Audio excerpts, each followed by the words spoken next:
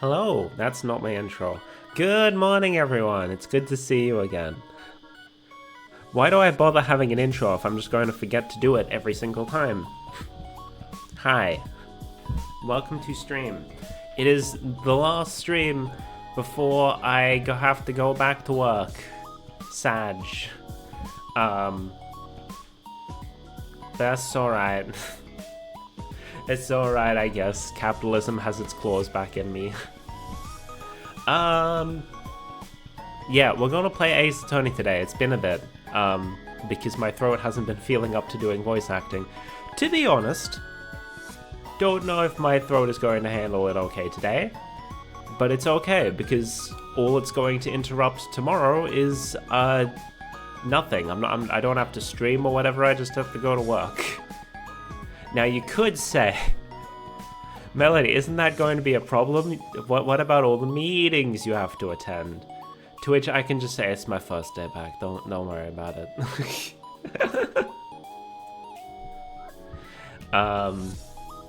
Yeah.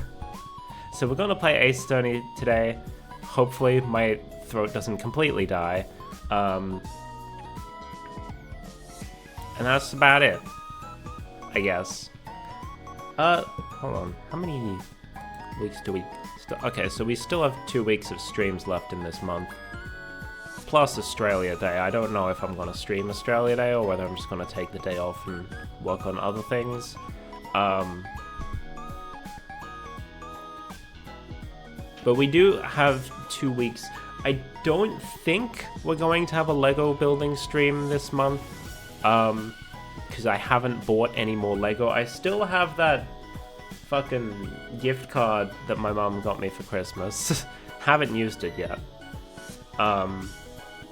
It might just be quiz show and then gaming streams for the rest of the month. And then like next month maybe Lego and maybe karaoke. I don't know how often I'm gonna do the karaoke streams. Maybe once I learn a new song we can do a karaoke stream. But for now, let's just go over to the game scene, and we've done enough dilly-dallying. It's been 5 minutes since the stream started. We can get back into Ace Attorney, because we were in the middle of an investigation and we had to speak to Miss Lotta Hart.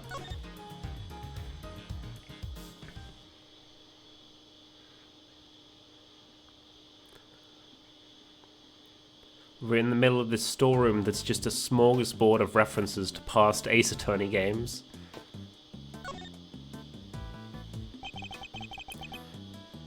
Why exactly are you here, Miss Hart? Me? I told you. I'm in it for the truth, the good of society.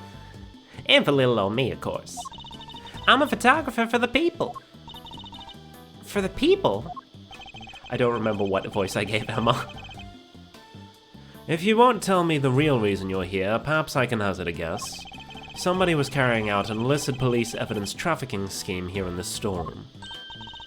Oh, so she's after a juicy story. Makes sense. What? How'd y'all figure that out? Guess it means I don't have to tippy-toe around it anymore now. One of my sources told me on the down low about an underground auction. What? So all the items here were sold to the highest bidder. Folks was slinging money around like it was going out of fashion. Had to come see for myself, of course. Get my eyes on the subject, you know. Should have heard the tales my contact was telling. Taller than 2 trees, or so I thought at first. That is not a phrase I've heard before. Taller than 2 trees.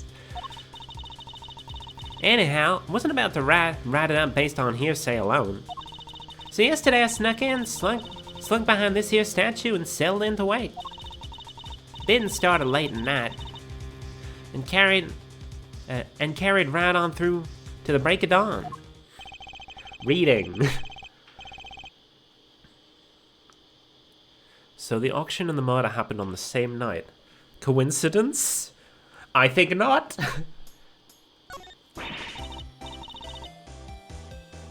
Same old music. Dirty deals in a secret storeroom. Talk about a story. Was there anything else on sale apart from the items of evidence in this room? Sure, there was regular old stuff too. Shady artworks from who knows where, that kind of thing.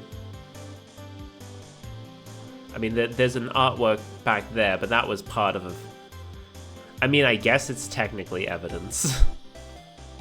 And there was artwork in a later case, but that hasn't happened yet. In what way are shady artworks regular, exactly? But the evidence was the big draw for sure. Reckon they were selling them faster than the crooks. Hooks could smuggle them out of the cop and prosecutor shops. And I'll bet you got pictures of the whole thing, right, Miss Hart? Well, you see, the main event was down below. I had to try and see what I could from up here. Having been up here since yesterday, I assume you witnessed the entire auction from start to finish then? It was an underground affair, like I said, so folks wasn't exactly giving much away. All them customers came down one at a time from up on the roof there. Threw on masks just as soon as they got down the ladder, and that ain't all. They had voice changer doodads on them, see? Teeny tiny ones, dinkier than a bug's behind. So you couldn't see their real faces and you couldn't hear their real voices. Surreptitious is all heck. What the fuck does surreptitious mean?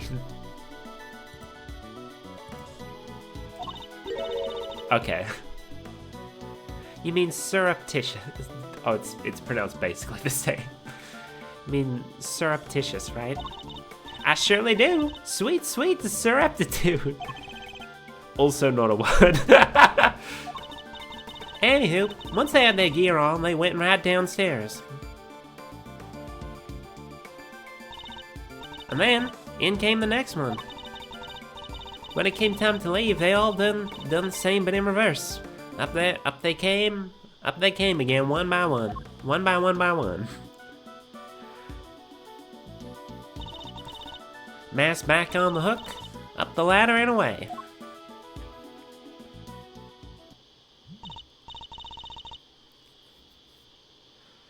Whoa, that's a serious operation. Each selection of various masks was kept on a rack. Each participant in the auction wore one. And how many participants were there? 11 altogether. I counted them when they came down the ladder. Auction entry and exit. Participants entered the storeroom one by one from the roof. They also left one by one through the storeroom and up to the roof. Your stakeout. I didn't just hide behind a stupid statue the whole time, you know. You didn't? Then where were you? Well, when I first got here, You know what? That ain't important right now. So you were hiding behind the statue from the very beginning? Anywho, I watched all them folks come in on... All them folks come in from my spine spot there in the shadows. I see. So you're watching from behind the statue. They used that there elevator to get down below. And once they was all down there, I snuck up and took me a peek at what was going on. You mean the elevator remained in the room beneath? No, they sent it back up. There's a little peeky hole if you know where to look. Elevator don't quite sit flush with the floor, see? And if you bend down and squint just right, you can see the whole shebang. Did you catch sight of who was in charge? Alright, sure, I guess I did. Ain't half so good a story if you don't get a glimpse of the evil ringleader after all. I am keeping a keen eye on how many frames I drop today. After what happened on Friday. I wonder who this ringleader is. I'll have to ask her some more. The ringleader! You mentioned a ringleader. Can you tell me any more about them?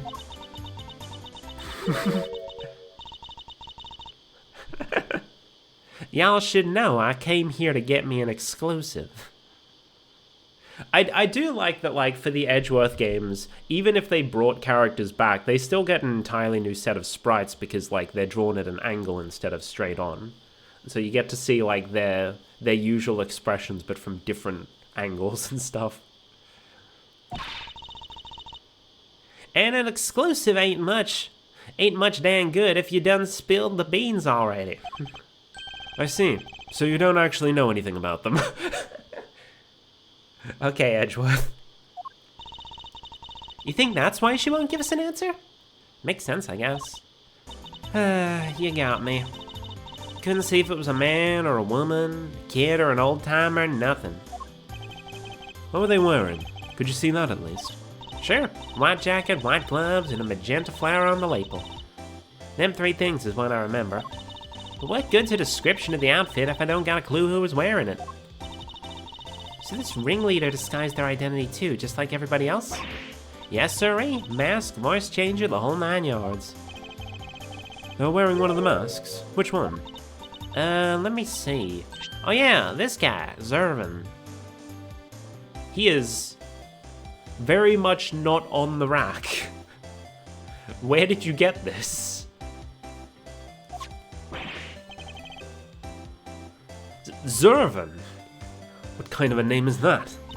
Seriously, Mr. Edgeworth? You've never heard of Zervin? Oh, so he's supposed to be up there with global hero Onyankopon, but he's just not depicted there for some reason. I guess so that we could have this discussion and not, you know, have it spoiled that this is Zervin. He's global hero Onyankopon's arch nemesis. Who hasn't heard of Zervin the Time Lord? I think you might be better off asking who has. So you didn't get a glimpse of their face at all? No, I dang well didn't. Which kind of scotches my scoop. This whole mess has been nothing but a snipe hunt. What the fuck is a snipe hunt? I should have never come. Well then. Doesn't that outfit look familiar? We know of somebody who was dressed like that. Maybe I should try showing that evidence to Miss Hart. Indeed. That's what I was gonna do. Hey, take a look at this. You said that the ringleader was wearing a white jacket, white gloves, and a magenta flower, correct? Sure did. Don't ask me why they was dressed up like a peacock on parade, but they was. Is this the outfit you saw? Well, holy smokes, it sure as heck is. But, wait, so the big cheese is dead? All we know is that she is the victim of the case we're investigating. Her name was Rosie Ringer. Oh, is that... Oh, it's not just ring a rosies, or whatever it's called. Ring around of roses? Roses? It's also, you know, the ringleader of the smuggling auction. Double meaning, potentially. Potentially. You know her? Nope. So the ringleader was a lady? Well, ain't that just slippering and... Well, ain't that just slippier in a dang deal? Throwing me off with a man's jacket like that. I hardly think she did it to fool you specifically. But setting that aside for now, what's important is that we've discovered something vital to the case. Namely, that the underground auction was chaired by none other than our victim.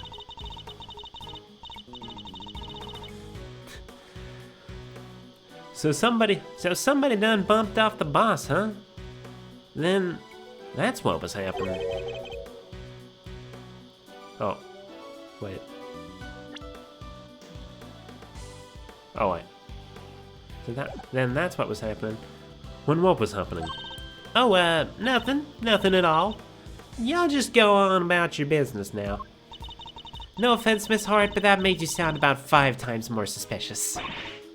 Suspicious, my foot, I told you it's nothing. You won't get nothing more out of me than that. Wait, so there is more.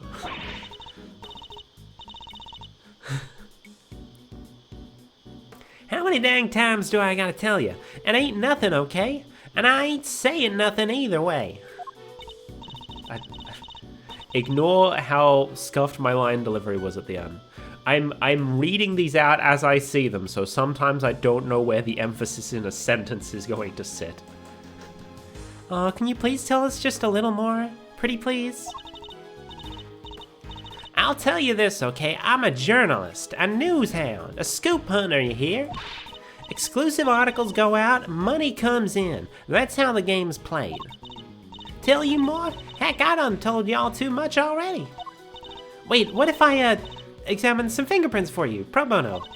What kind of cockamamie thank you is that? I'd sooner get a tooth pulled. You want intel? You go dig it up yourselves, just like I had to. Okay. Guess she isn't going to talk to either of us. Oh, she will. Oh. Are we sending her to the chess dimension? I'll handle things from here, Emma. There's a certain technique I find useful when dealing with difficult customers such as her. She may not give up the information voluntarily, but that doesn't mean she can't be persuaded to. Sounds like he's about to fucking pull out a gun, and it's just like, you're going to tell us the information whether you want to or not. But no, that would be silly. It's just chess dimension. Let's start by observing our opponent. I ain't telling y'all nothing, you hear? Now quit wasting my time before I really blow a fuse. As we've seen, she's very quick-tempered. She'll try to cut the conversation dead wherever possible. I won't have much time to think, so I'll need to be swift and decisive. This heart is definitely hiding something from me. So my first move is to discover what that something is. Mind chess. Commence. Tell me what you know. You said we have to be decisive. I need you to tell me everything you know, and don't you dare leave anything out. Go jump in a creek, you big boy. Why should I tell you anything? You don't got nothing to do with me, nor me with you neither. I don't have a clue as to how to proceed with this line of questioning. Okay. I'd better try another tack. I can see you're a little agitated, Miss Hart.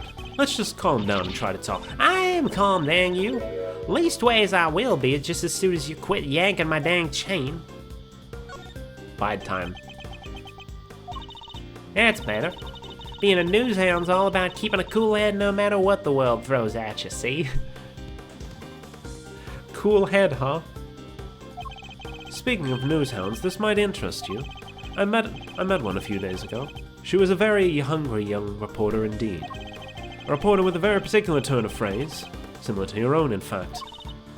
Oh yeah? She spoke like me, huh? Guess that could have been someone I know. She was your apprentice. Her name is Tammy Lloyd, and if I had closed my eyes, I could have believed I was listening to you. She told me about someone she called the Chief. She was talking about you, wasn't she? Speed! Oh, so y'all met Tabby, huh? Well, ain't that something? Where did y'all bump into her? She's a great kid. Reckon... Wait. Oh, no you don't. You ain't getting on my good side bringing her into this, you sneaky snake. Ooh, you nearly had me, too. Interesting. Talking about Miss Lloyd seemed to make her lower her guard a little. I think we can use that to our advantage. I need you to tell me everything you know. And don't you dare leave anything out.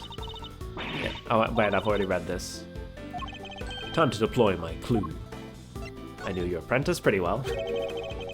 I don't have anything to do with you. That's a little unkind, don't you think? After all, I know your apprentice. I know her pretty well, in fact. Speed! Yeah, well... Guess it does seem kinda cold of me to say that if you know her pretty good.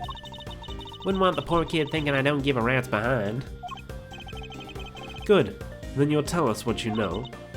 Fine. See, it's like this. Got me a Wait, what am I thinking? Dang it, Lotta, you can't let him bamboozle you that easy.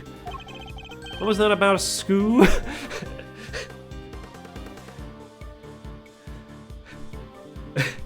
I'm pretty sure this played out the exact same way in the fan translation. If only because I remember someone playing through this game and a skoo became a running joke with them. What was that about a skoo? Oh, forget it. It was nothing. You have some kind of... You're on your way to school.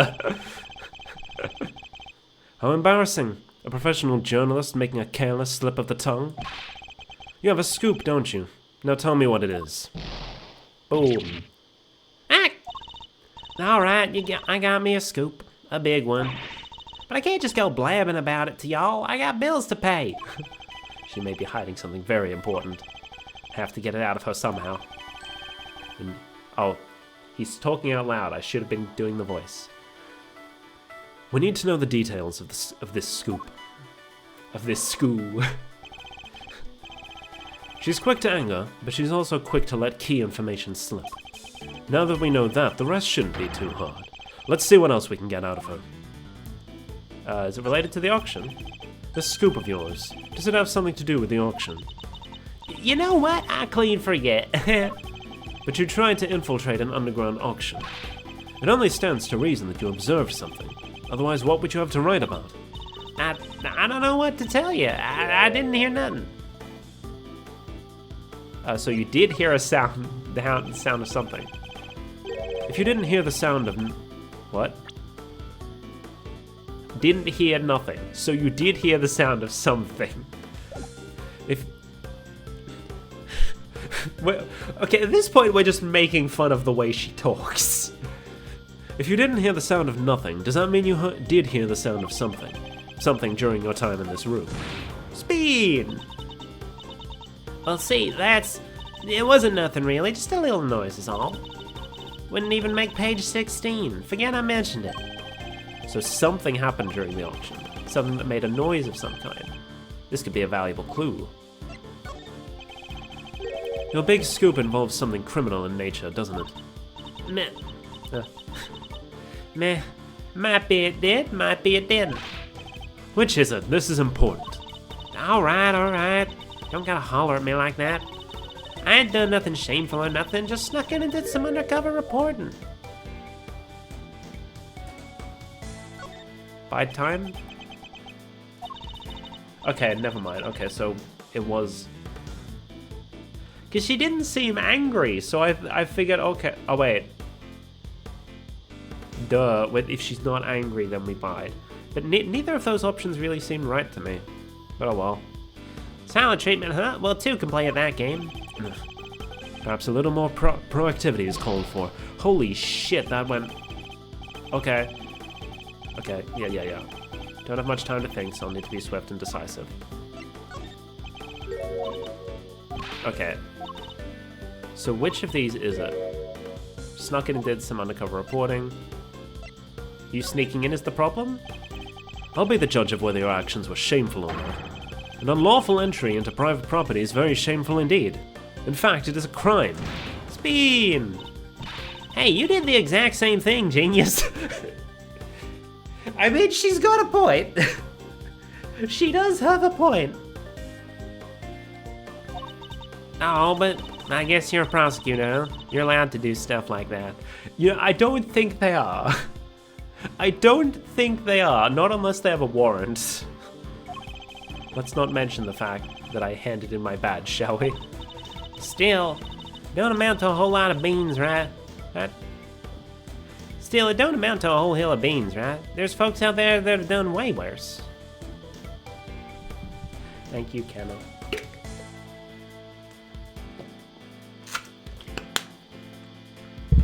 Also, hello. Hope you're having a good evening, night. I don't know. Time zones! Played some MTG? Nice.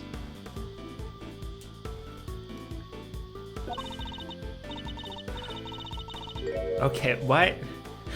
It's like, oh no. Trespassing, you really gonna get on my case for trespassing? There are murderers out there. That's...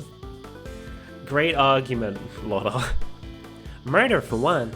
Next to murder, trespass ain't hardly nothing.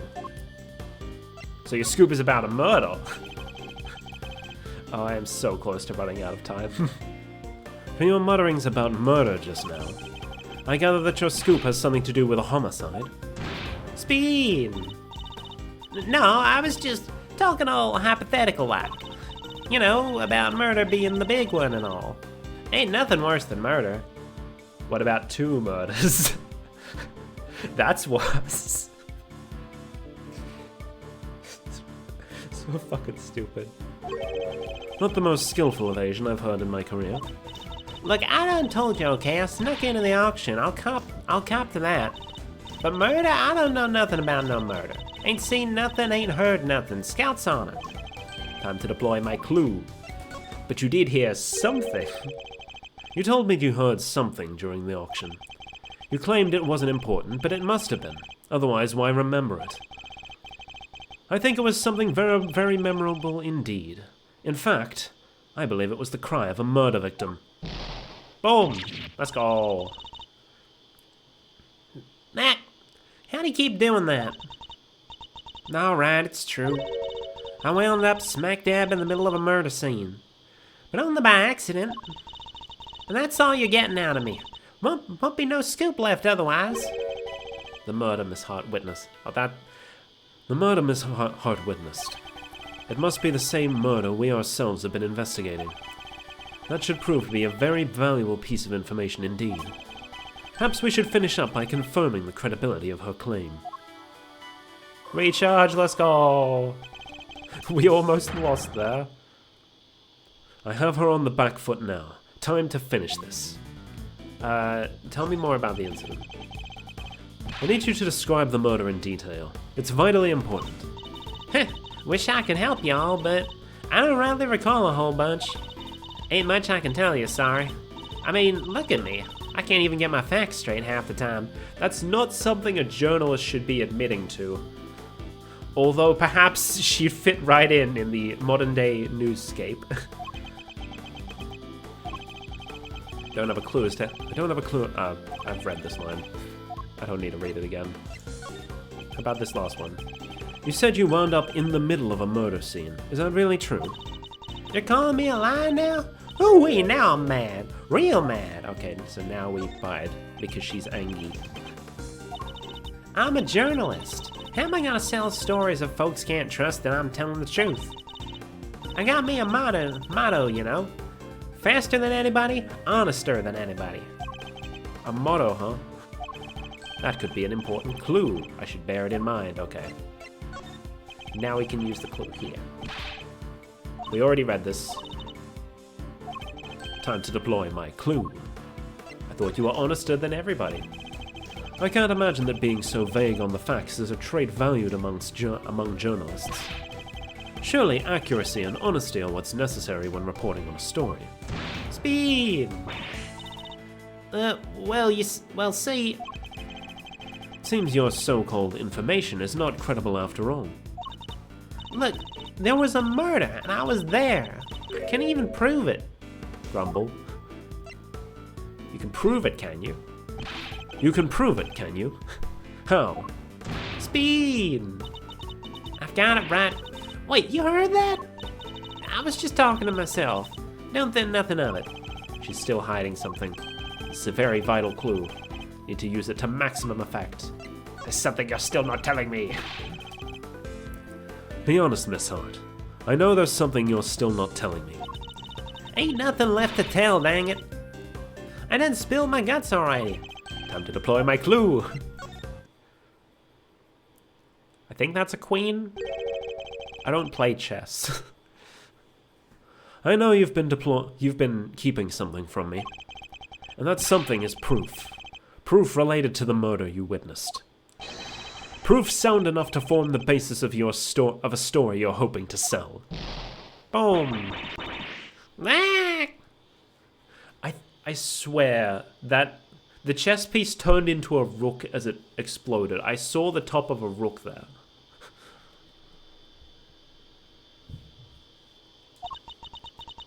Dang it all the heck.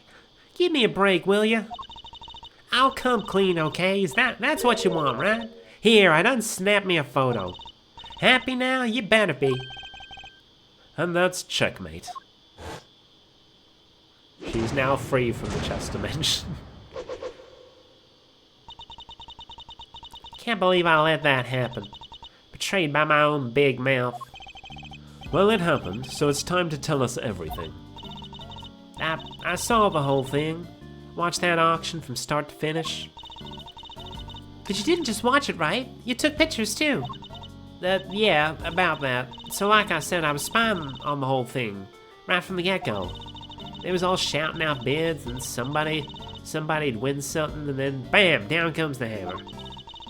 Head on upstairs and pay, shouts the old ringleader, and then the whole thing starts over. The whole thing starts over again. Anyhow, as soon as that happened, I had to think quick. That's when I ran behind that there statue and hid. And who was it that eventually appeared? Didn't see nothing, but I heard something that made me pretty sure it was whoever placed the winning bid. The sweet sound of cold hard cash. I'm not sure I have any idea what that sounds like. The sound of someone counting bills, perhaps? Anyhow, the deal was you settled your bills up here. I heard two people yabbering for a little while. Wait, so two people came up on the elevator? You betcha. My guess is the other one was our friend the ringleader. Anyway, yabba yabba yabba, on it goes for a little while, then a scream.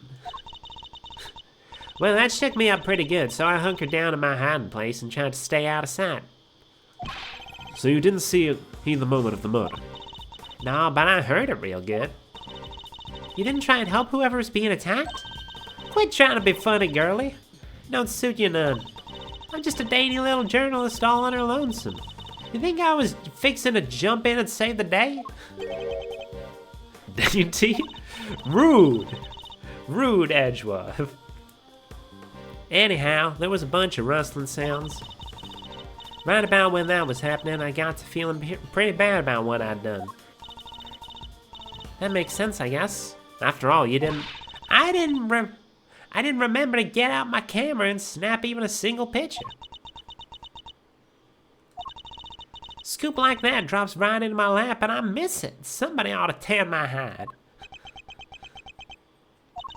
Anyhow, then a little more time goes by and there's this clattering noise. And here I'm thinking, gotta get a shot this time. So I grab one real quick from the shadows there. Could we see this photograph? Oh, do I have to? Here. That's... the person in the red raincoat, the one who attacked Kay. So Kay's raincoated assailant also attacked the victim here in the storeroom, then proceeded up the roof where they assaulted Kay.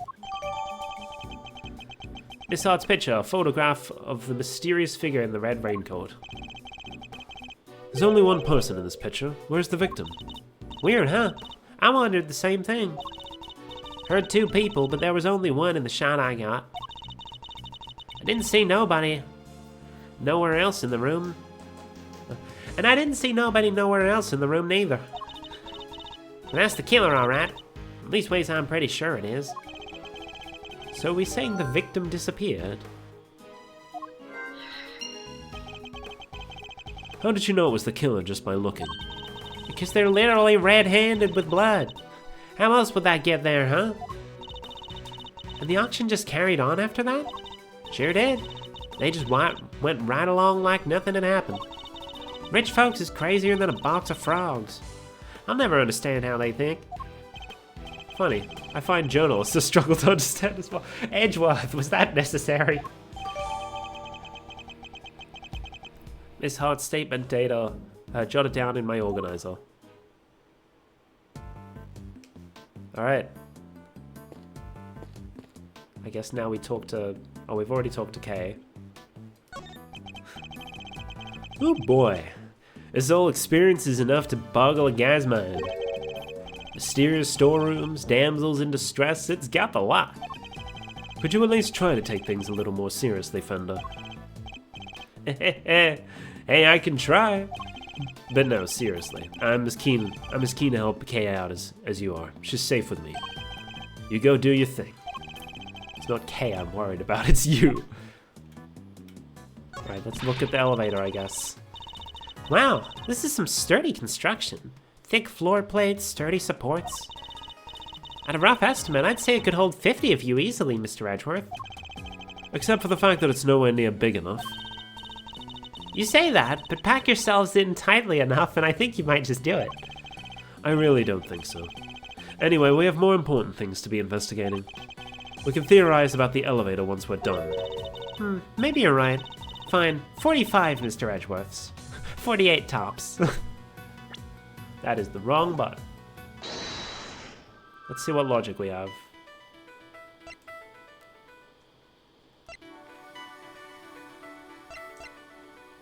Is it... Do these go together? It's all we have. Okay, cool.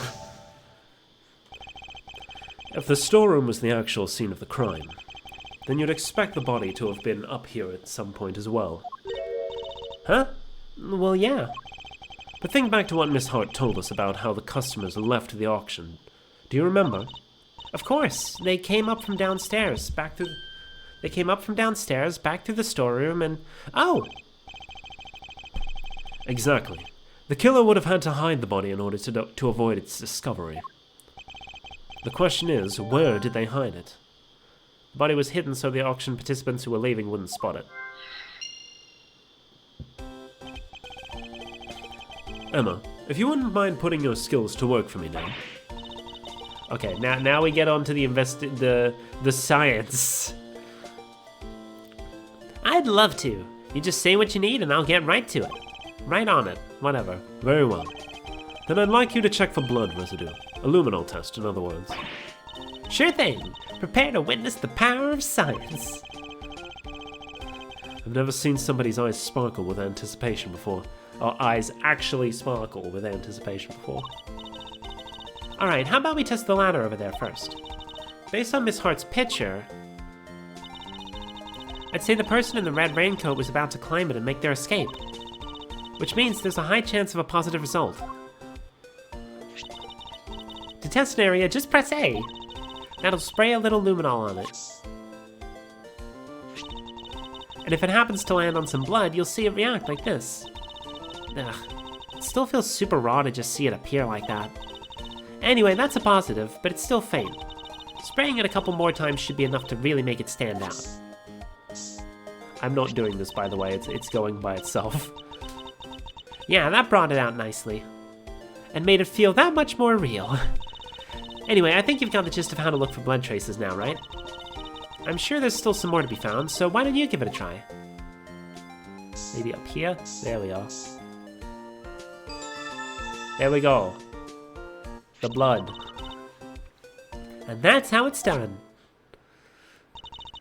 Take a good look around and see if you can find some other places to test with the luminol. Edgeworth. Edgeworth. That's... No, stop. There we go. Fixed it.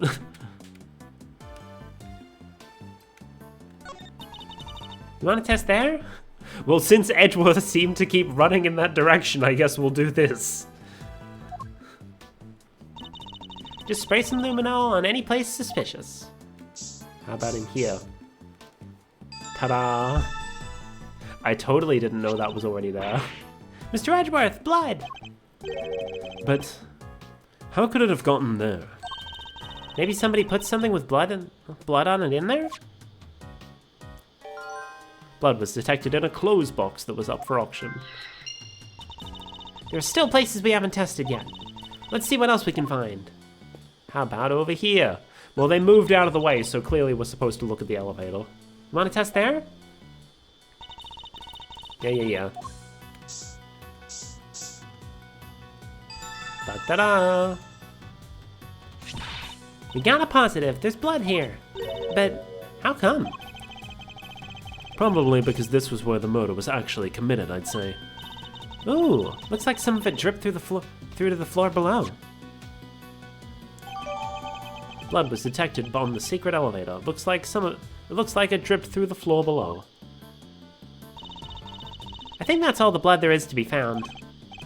Alright, and that concludes this phase of our investigation. That is not... See, the problem is it goes like XLR, but I see like the second button up there, and I'm like, okay, that's the one on the right. The hidden body and blood in the clothes box. Ooh, I wonder if that could be connected. You know, seeing someone play, like, not this one, but the first game, for the first time, I'm thinking like, I'm trying to think back to like, how much did I struggle during my first playthrough of this? Because I see people going like, it's not really a logical connection. It doesn't really make sense. It's just stuff, and I'm like, it makes sense to me. Is that just because I've played it before, or does my brain just work weird? It's probably a mix of both. Blood in the clothes box can only mean one thing. That this is where the body was hidden. I'm certain of it. I wonder who won the box in the auction. I haven't the foggiest. Still, it's a very helpful discovery. Now you hold your horses there. There's no way the body could have been in there. What do you mean? I took a look at that there box when I first got in here. Looked to be just about the perfect size for a little hide-and-go-seek if the need arose. And maybe it would have been if I could have opened it. But it was wrapped in chains and locked up tight. And I ain't no a scam apologist. The murder happened just a little after I scoped it out. So nobody could have put no body in there. Wrapped in chains and locked up tight, you say? That's odd. Because it doesn't look to be wrapped in chains any longer. It is, it's just not locked up tight. Huh? Well, slap my head and call me silly. Could have swore it was, though. Box in which the killer hid the body, trace of blood were detected inside. I think we've examined all we can now. Great, time to see what's waiting down below. Shaking a leg already, are we, Miles? Okie dokie. Hey, K-Meister. Yes, Mr. Fender? We're about ready to move out, so I want you to stick with me, okay? Can't have you getting lost. Of course. I'll be sure to stay close. When did those two start getting along so well? Investigation complete. Alright, down we go. And Lotta comes with us because reasons. April 5th, 7:43 p.m. Committee for Prosecutorial Excellence. Chamber. Mr. Edgeworth! Awkwardly look around. This room. This is the auction room? No, this is the committee chamber. Yeah. Way to drop right into my lap, K. Faraday. You've got real guts, I'll give you that. Arrest her, men. Arrest her right now. Wait, but she's... As for the rest of the riffraff, throw them out onto the streets where they belong. Lotta's just taking photos. You can't do this. This is going way overboard. Yeah, what she said. Miles, this isn't looking good, I gotta say. See how the blinding light of justice shines on me. Yeah, yeah. Why did Gumshoe get whipped? Yowie. What did I do? You'll have to forgive me. I meant to hit a certain cowardly ex-prosecutor. You weren't aiming for him. You were aiming straight for me. Something keeps getting in my way. Something. Yeah. Right there. Francisco. So, what are you doing here, Mr. Ex-Prosecutor? I still believe Kay to be innocent. And we're supposed to care what you believe? You no longer have the right to an opinion. I am Francisco von Karma, and I have no intention of stopping here or now. But you chose to stop by giving up. Reading! You chose to stop by giving up your badge, and so our game has already come to an end. My badge was an obstacle to proceeding along the road I've chosen. I haven't stopped. I've simply cleared the way ahead. and now I'm free to follow that road all the way to the truth. So don't you think for a second my conviction has changed. I'm every bit as dedicated as I ever was. You seem to think you know what lies at the end of this road to the truth. In that case, I demand that you show me. I'll explain my current theory first. If your road fails to lead anywhere, my whip will happily guide it. I don't know what Francisca's accent is supposed to be. If I don't have a particularly strong accent to follow, I just go like, yeah, vaguely European. Very vaguely. Like, some people go full on German for her, but like, you can hear in her objection voice she doesn't have a very strong accent. Francisca's current theory. The victim used her keycard and entered this chamber with her killer. She was then stabbed with the candelabrum by the culprit and subsequently died as a result. We know the identity of the murderer thanks to the letters she exchanged with the victim. And we know the location of the murder is here in the committee's trial chamber. The blood on the floor of this room proves my theory. Game, set, and match, Miles Edgeworth, QED. She seems pretty confident, huh? Has Emma met Francisca before? I don't think she has. Because, like, they both appear in the first Investigations game, but I don't think they ever appeared during the same case. Heh. She doesn't lack the courage for her convictions, that's for certain. And I gotta say, I could dig that vibe. I could even give her a no hard feeling. Pathetic. Well, Miles Edgeworth, do you think you can bring my case crashing down around my ears? If you really have found the road to the truth, perhaps you'd be so kind as to point me toward it? I'd be very happy to. Settle in, Francisco. I'm about to pave that road with incontrovertible evidence. I think I know what we need to do. Ba-ba-da-ba-da. Ba-ba-da-ba-da. Ba-ba-da-ba-da. Ba-ba-da-ba-da. We know the location of the murder is here in the committee's trial chamber. Oh wait, maybe this one instead? The blood on the floor of this room proves my theory. When in reality, the blood on the floor of this room dripped through the elevator. Yeah! If I remember correctly, the blood discovered in this room was located at the foot of the goddess statue. Of the goddess of justice statue. Murder under the gaze of the Define. A brazen act, even for a cold-blooded killer. Except that may not be true at all. Take a look at this if you would.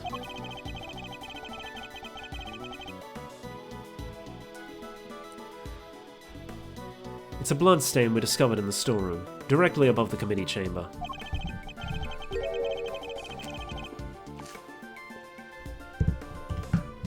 As you can see, the blood we found looks to have dripped through to the room below. And the elevator it dripped down from descends directly to the foot of the statue. Ah, you noticed. Then you will agree that the murder cannot, in fact, have happened in this room. I put it to you that the victim was killed in the room above, and only afterwards was she moved down here. The goddess of justice did not witness a murder. She witnessed a killer trying to cover their tracks. Why is she smiling? Sorry, I was just thinking back to a very similar situation. Well done, Miles Edgeworth. You've proven yourself to be even more foolish than I thought. Mr. Edgeworth is anything but a fool, sir. And you know it. Ouch! Have you forgotten the picture you just showed me? Or are you really that airheaded? Even a cursory glance shows there was far more blood here in the committee chamber than upstairs. Ouch! Whipped and ignored again. Whipped and ignored again. Wish I could get some love too! You're trying to tell me that all that blood dripped down from above, Miles Edgeworth? If it had, your storeroom stain would need to be 10 times as big. I say the murder happened down here. There's no way it could have happened anywhere else. Huh, as insightful as ever, Francisca. But you've played right into my hands. Has she? How so? You are correct, there is far less blood upstairs than one would expect. The question is, why? A trifling detail in the face of my previous explanation. Alas, your explanation doesn't account for why there was blood in the storeroom in the first place. Surely you don't think some spatter managed to shoot itself all the way up there, do you? Whoa! Like some crazy fountain of blood? No way! No way indeed. It's completely impossible. So how about this? What if this explains the difference in the amounts of blood observed? There was far more blood in the committee chamber than the storeroom above because the weapon was removed here. The victim died of 3 stab wounds. Wounds that would have bled profusely. Exactly, as proven by the amount of blood we found on the floor of this room. But that doesn't make any sense. Not if she was stabbed in the storeroom. You said there wasn't much blood up there already. Silence, you half-baked, harebrained rookie. Hey, harebrained is a little... A stab wound bleeds heaviest at one particular point in time. Oh, I know. When the weapon is removed, right? Precisely. I believe the body was brought down to the committee chamber with the candelabrum still in its chest. And then, when it was finally removed, it created the difference in the amount of blood we see between the 2 locations. But why? What was the killer trying to do? I imagine they were trying to give the impression that the murder happened down here. As we know, Miss Ringer's keycard was used late last night.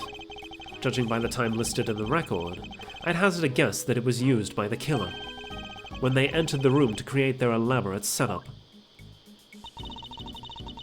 But why would they have needed to do all this in the first place? Perhaps because a person with a face to hide would fear the storeroom being found in the investigation. If they were involved in the underground auction, they couldn't afford to have their dirty secret exposed. We have not told them about the underground auction, Edgeworth. They have no idea what you're talking about. Blood found in the committee chamber. Was it placed there to hide the existence of the storeroom? Underground auction? You should take a look at the storeroom for yourself. The items up there tell quite a story.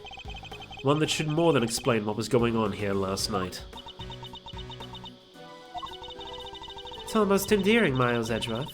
How desperately you want to protect your friend. There's something just beneath the surface of this case. Something bigger than all of us. And Kay's only crime was to have the bad fortune to fall right into the middle of it. That's quite a hyperbolic claim, Miles Edgeworth. Hyperbolic? Me? Surely you're the one making a mountain out of my perfectly reasonable molehill. You're working with Interpol on international cases, so why are you investigating a domestic murder? I'll tell you why. Because this case has something to do with the smuggling ring you've been chasing. You followed the trail of items being smuggled by the ring and wound up here. Tell me I'm wrong. Tell me that the something I sense isn't related to any of this. I'm happy to learn that you giving up your badge didn't completely relieve you of your senses. Scruffy here told me about the circumstances that led up to that, by the way. Sorry, sir. I just thought it might help, you know. You did the right thing, Detective. He's shocked. So am I right, Francisco? Is this incident part of the broader case you're working on? Was the underground auction already on Interpol's radar? Wouldn't you like to know? But you don't need to, and so you don't. Then you knew, didn't you? That the auction was being held here in this chamber. Not now, Lotta. Hey, y'all mind if I butt in for a sec? Your victim over there, the lady in the white. You! Right, because she was part of the second case of the second game. The first case Francisca went against Phoenix on. You. Hey, let a gal finish, will you? No good butting in, pain in the you-know-what. Yeah! Well, this leopard sure ain't changed your spots. Your testimony is not required, and neither is your presence. What do you mean? I'm a journalist. You can't... Ow! You're a liar is what you are. You lied under oath that one time. Seems like Miss Von Karma's none too fond of Miss Hart, huh? I don't think she's our biggest fan, no. What's she call? Ringer, right? She was a member of this here committee. Well, she's dressed exactly like the ringleader of that there secret auction. Ah! Stop it! Stop whipping me, dang it! What is the meaning of this interruption? Miles Edgeworth, explain! Miss Hart here helped us out by describing how the auctioneer was dressed. And it seems they were wearing the exact same outfit as the victim, Miss Rosie Ringer. But that would mean that the victim was also the ringleader.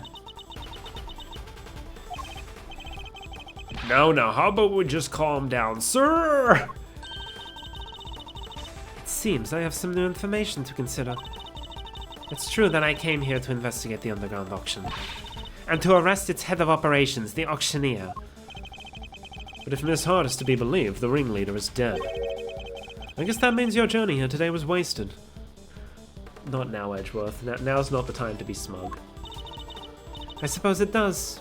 Nonetheless, I, Francisco Von Karma, refuse to leave empty-handed.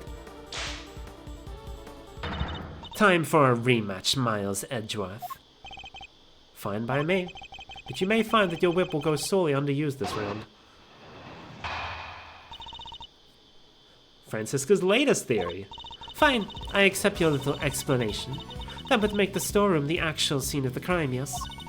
In which case, the murderer is someone connected to the auction. And if the photographer is to be believed, the victim was the auctioneer, and the culprit was an attendee.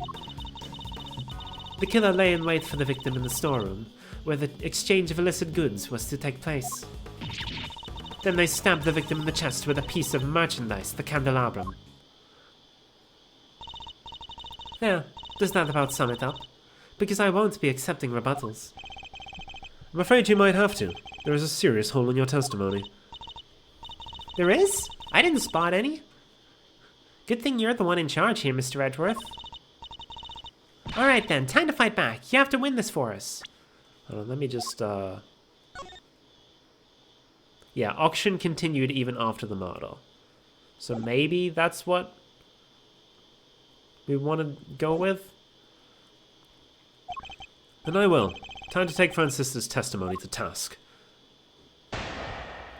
I'll start by pressing first, just in case there's something else. Hold it! You concede at that point rather easily. I can't help but be suspicious. I'm not in the habit of denying facts that are readily supported by the evidence. That's all there is to it. You were able to show that the murder actually took place in the storeroom. In which case, the murderer is someone connected to the auction. And how exactly did you come to that conclusion? Members of the big building staff were questioned extensively, but none mentioned a secret storeroom. It seems the existence was known only to a handful of people. And of course, that storeroom was where the items that were to be sold in the auction were being kept. Very good. Which suggests a link between the knowledge of the storeroom and the involvement in the auction. Victim was the auctioneer and the culprit was an attendee. I think this is where we presented, but... So you believe the victim and the ringleader were one and the same? I do. And the murderer was... Why are you asking her this? You said the exact same thing yourself, dummy. So I did. I was merely confirming Francisca's reasoning in order to... Oh, don't give me that horse feed. You get caught up saying something stupid, you give a little laugh and move on with your day. The murderer was one of the auction attendees. What? You don't got no notes for our friend here after that little performance is? Of course, assuming that our friend the photographer's word can be trusted. I can't quite tell if they love or hate one another. I think they hate each other. Anyway, the more relevant point here is how the culprit actually carried out their plan. The fact that Edgeworth questioned her makes me feel like this is the right one to go with.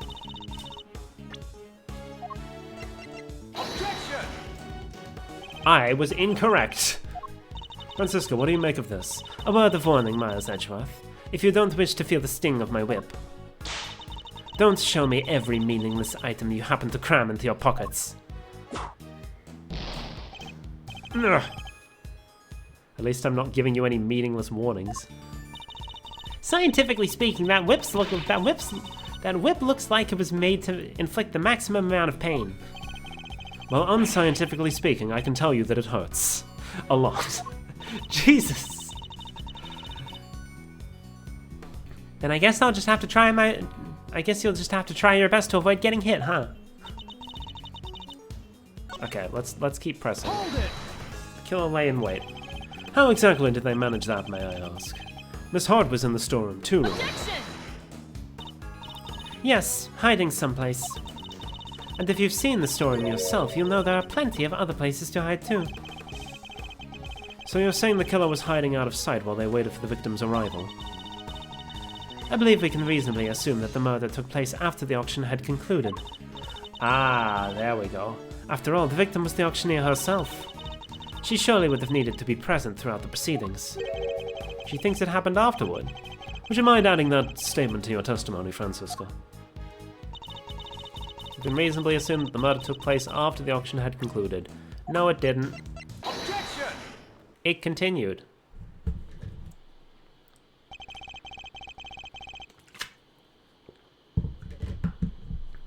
It seems you're one step behind yet again, Francisco. How so? The auctioneer was not, in fact, the victim, and I can prove it. This is the statement Miss Hart gave us.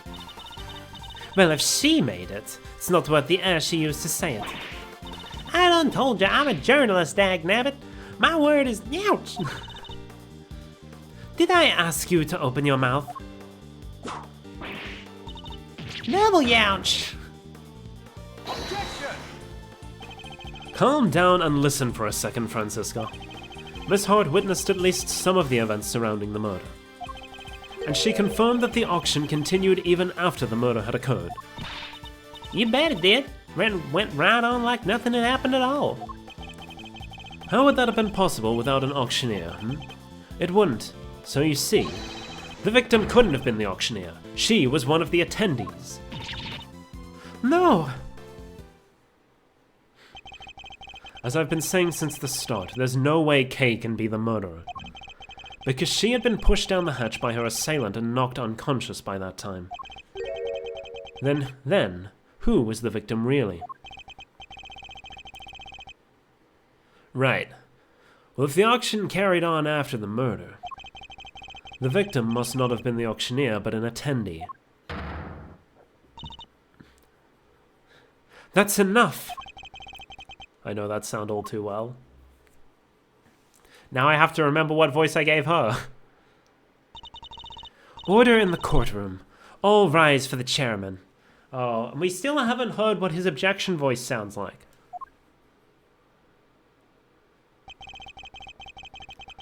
Oh, there's no need for all that pomp and circumstance, Verity.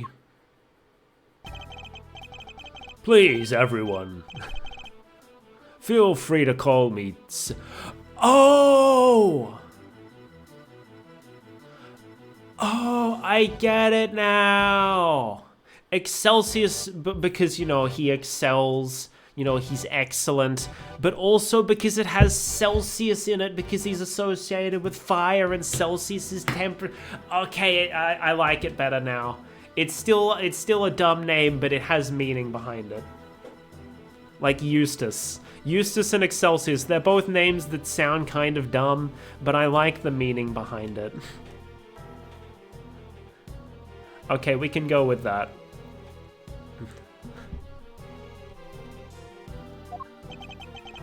Oh wait, I didn't actually read out his line.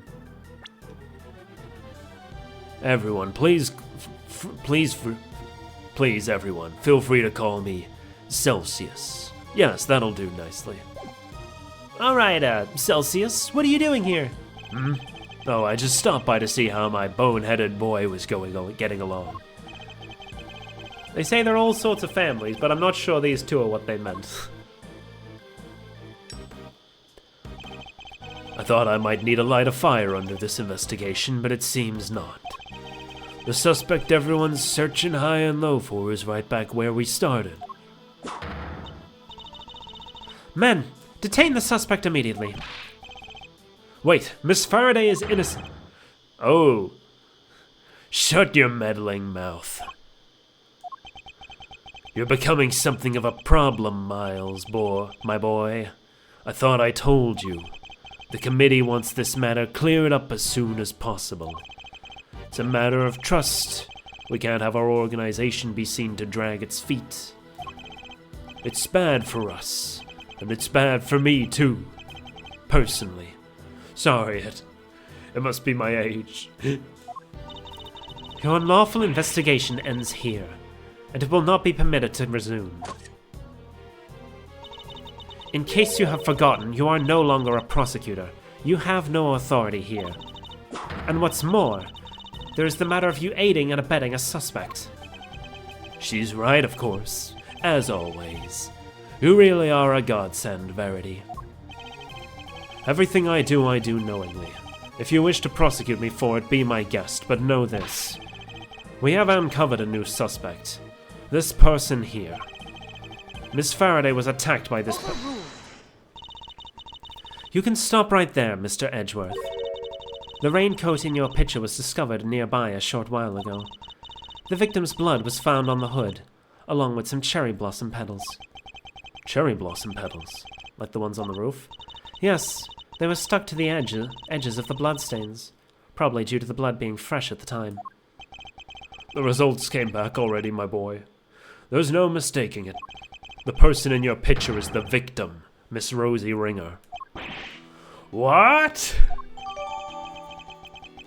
Worn by the victim whose fingerprints and blood were found on the hood. No, this completely undermines our case. All our assumptions were based on the person in the red raincoat being the killer. But if they were the victim instead, then Kay remains at the top of the suspect list. You didn't have to say that out loud, you know. Miss Faraday, you testified to having encountered a person in a red raincoat up on the roof, correct? Yes, I did. We now know that person was the murder victim. Are you the only person we know of who came into contact with her? Since one of you wound up dead, I think we all know how that encounter went. Objection! No, Kay was attacked by that person. She is the victim here, not the aggressor. As far as I recall, we have yet to see any evidence that proves she was attacked as you claim. And even if such proof existed, Miss Ringer could have simply been acting in self-defense. Well, you can't just jump to conclusions like that. Kay is innocent. But I'm not. Kay? I'm not innocent. I don't want to believe it, but I remembered something. Hearing about the raincoat brought it back. It's just a flash, but I remember what I saw now. Right when it happened. The murderer, it was me.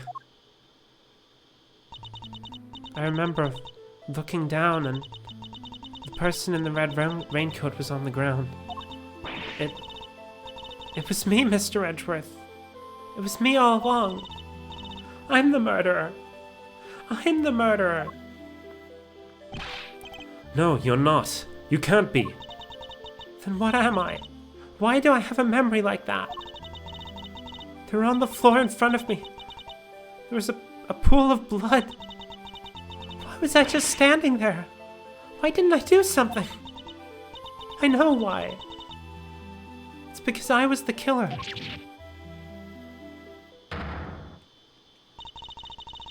This court recognizes the legitimacy of the accused's memories. What? But you said you didn't believe her like 5 minutes ago. Overruled. I commend you on your bravery, Miss Faraday. It will not go unrewarded. Praise be to the Goddess of Justice for her many blessings. Objection! As an official representative of Interpol, I hereby request that the suspect be... Overruled. We don't have time for this. We must arrest Kay Faraday this instant. How dare you take that tone with me? It's a gross overreach of authority. I demand that you give us more time to investigate. You say my investigation is unlawful? What could be more unlawful than this? Sorry if I'm peeking the mic a bit. Unfortunately, you no longer speak for the law. Indeed you don't. But I do. And while I can't help but be moved by your dedication to your friend, I have to agree with Verity. Speaking of the law, it seems there is one other we must arrest. Ah, yes, I almost forgot. Miles.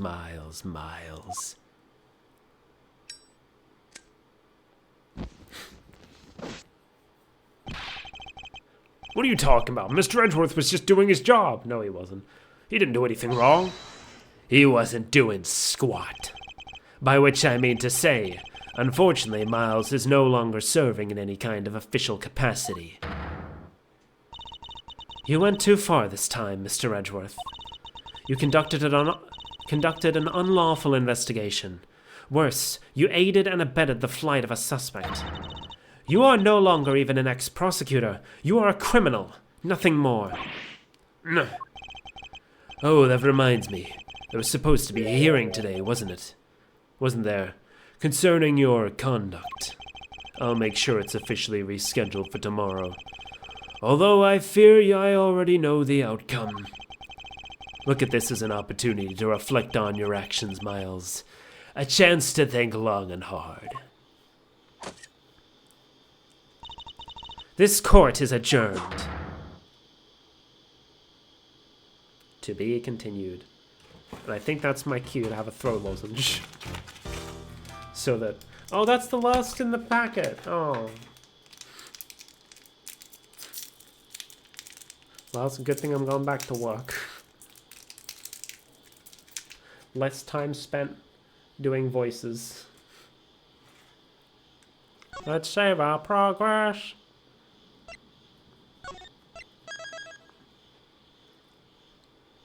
Oh, it's the jail cell. Later, Judge Gavel's goal. Oh, we're in the ladder now.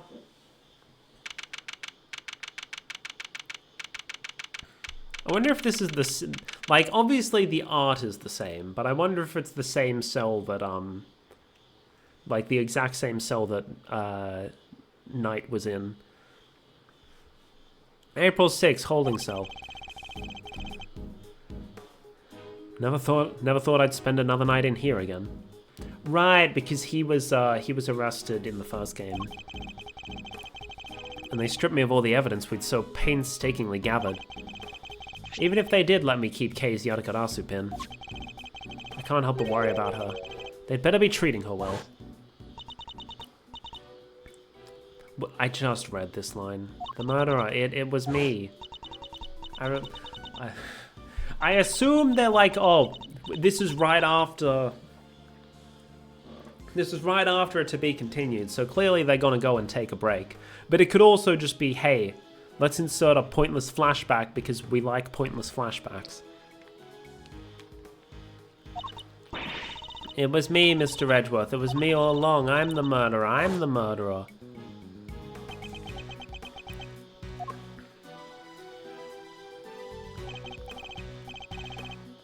Come on, let's go. You've got a visitor. A visitor? Who? Someone by the name of Dick Gumshoe. Want me to send him anywhere? Want me to send him away? No, though I'm not sure what to even say to him. April 6th, detention center, visitor's room. Wait there.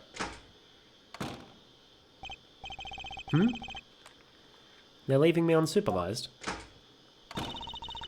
Forgive the intrusion. Judge Cavell! Please, Mr. Edgeworth. Take a seat. What are you doing here? I was told it was Detective Gumshoe. I imagined you wouldn't come if you knew it was me. What could she possibly want from me now? I suppose I'd better find out. You may not be aware of this, but you are only permitted to meet with specially approved visitors. So I'm being treated like a dangerous criminal, am I? I suppose my reputation has rather plummeted. It has indeed. For you, of course, and your friends. That attorney and the other girl were raising quite a fuss earlier. Fender and Emma.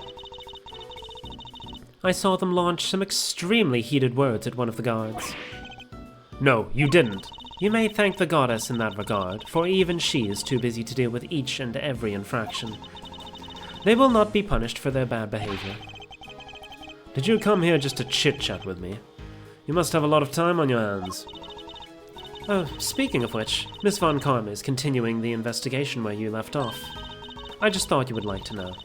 I figured you would be worried about how they were all doing. I hate to admit it, but she read me like a book. Let's cut to the chase, Your Honor. Why are you really here? I'm simply here to talk, nothing more. There is something I wish to know about you. Me? Yes, who else? Objectively speaking, you are highly intelligent and quick-witted. And a born prosecutor at that. Well, actually, he's a born defense attorney. He's a raised prosecutor. Please, Judge Cavell. Your sarcastic praise is but salt on my wounds. But I sincerely mean every word, Mr. Edgeworth.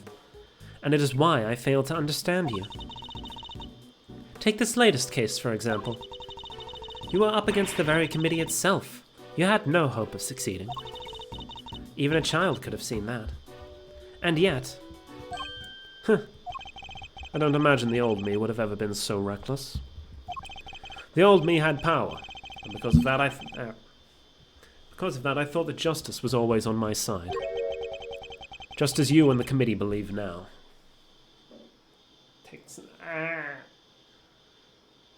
Remember to stretch. If you don't, your back will not be happy with you. Like mine is not happy with me.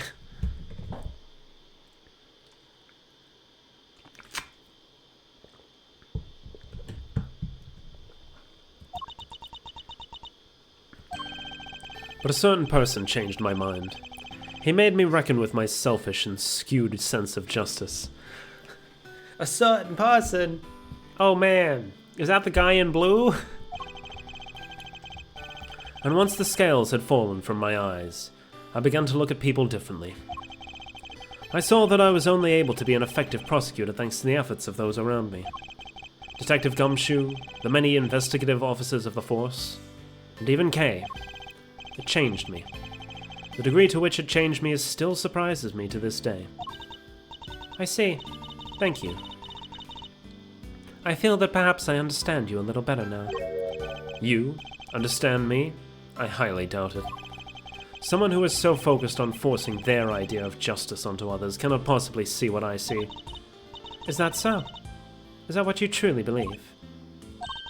I will say one thing. This has been a very interesting conversation. That is all. Before I go, there is one remaining matter. I was asked to inform you that the date of your hearing has been confirmed. It will be held today, in the trial chamber. The committee sends its warmest regards. If that was all you had to tell me, you could have just sent a message. And entrust the goddess's words to another? That wouldn't do, now would it? Until then, Mr. Edgeworth, I'll see you again very shortly.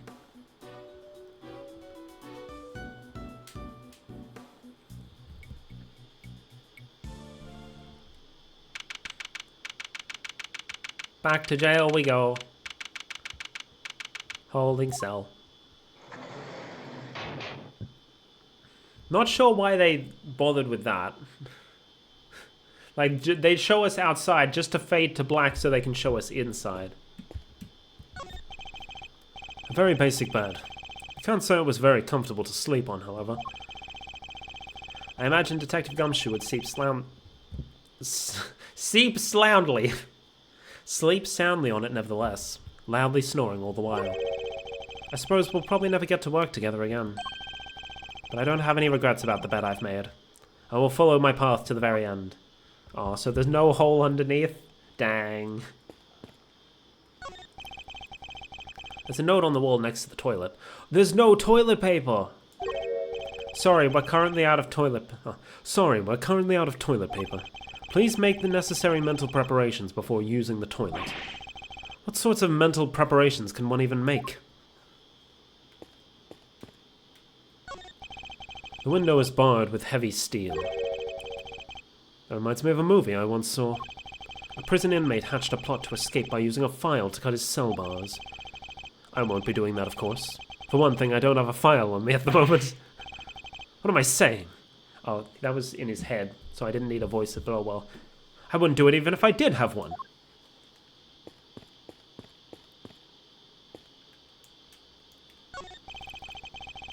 There's a poster in the corridor outside. We regret to announce that due to the warden's arrest, the Die of Destiny game will be discontinued.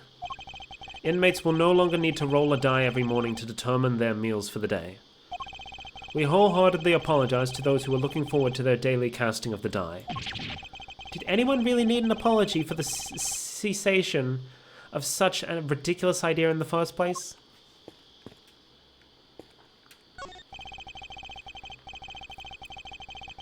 I've barely spent any time in here, and already I can feel my personal appearance slipping. I may have given up my badge, but I mustn't give up on myself. My collar. It's slightly creased. There. A tidy outside begets a tidy inside. Which is why it's more important now than ever to take care of myself. Oh no, it's doing this again. No! There we go. There's a menu here on the table. Oh, there's a menu here on the table. It seems that detainees are able to pay to have their meals brought to their cells. What looks good? Spaghetti and mac and cheese lunch. Add linguine for only $1. That's a lot of pasta. Basmati and brown rice special. For a limited time only, add regular white rice at no extra cost. That's a lot of rice. It's probably for the best that I'm not very hungry. It's nothing but carbs. Do I have another visitor? Oh, hello. Kay! Oh, thank goodness, you seem alright. That's a load off my mind. Ah, such a heartwarming scene. It's enough to make a grown man cry. But you're still not your usual cheery... I mean, you have to stay positive, Kay. You didn't do anything wrong. In fact, I guarantee you didn't. No, you have to let it go. I'm the murderer. I know that now. But you're not. You can't be. Why don't you have any faith in yourself? How can I, Mr. Edgeworth, when there is no me left to believe in? Not at all?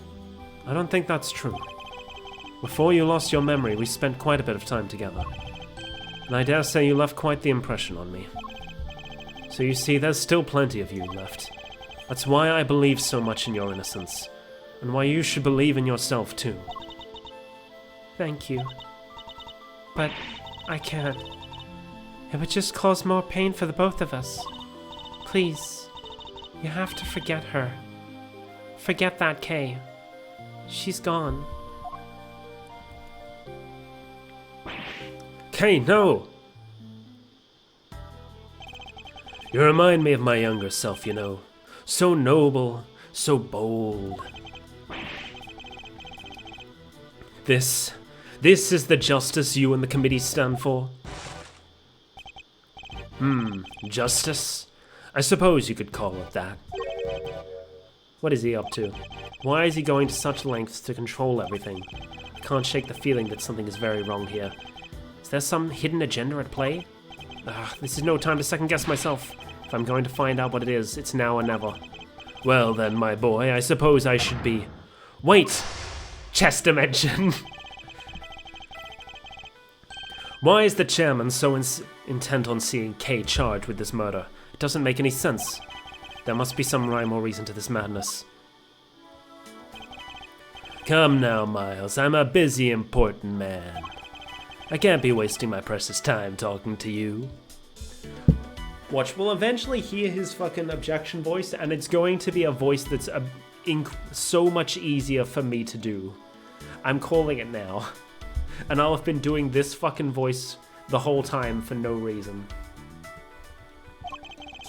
The only way out of our current predicament is to win through chairman, is through chairman winner. There's so much to ask and so little time. Let's start by trying to find out why he rushed to have Kay arrested so quickly. I can't just let this happen. I'm getting answers if it's the last thing I do. Mind chess, commence. Why were you so keen to push through Kay's arrest? I've yet to hear a satisfactory explanation. An explanation? I'm not entirely sure what you mean. Don't give me that, you know exactly what I mean. I'd advise you moderate your tone, dear boy. Need I remind you of your position?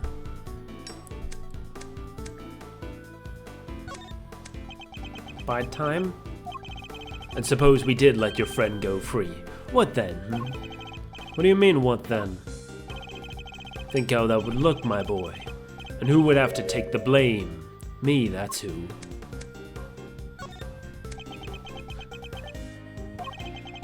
So You're right to keep your mouth shut. That way you won't say anything foolish. So I guess when he flicks his lighter, that means... like, he's getting upset, don't push him. Sorry, but I can't stay silent forever. Not while Kay's innocence is still in doubt. You're breaking my heart.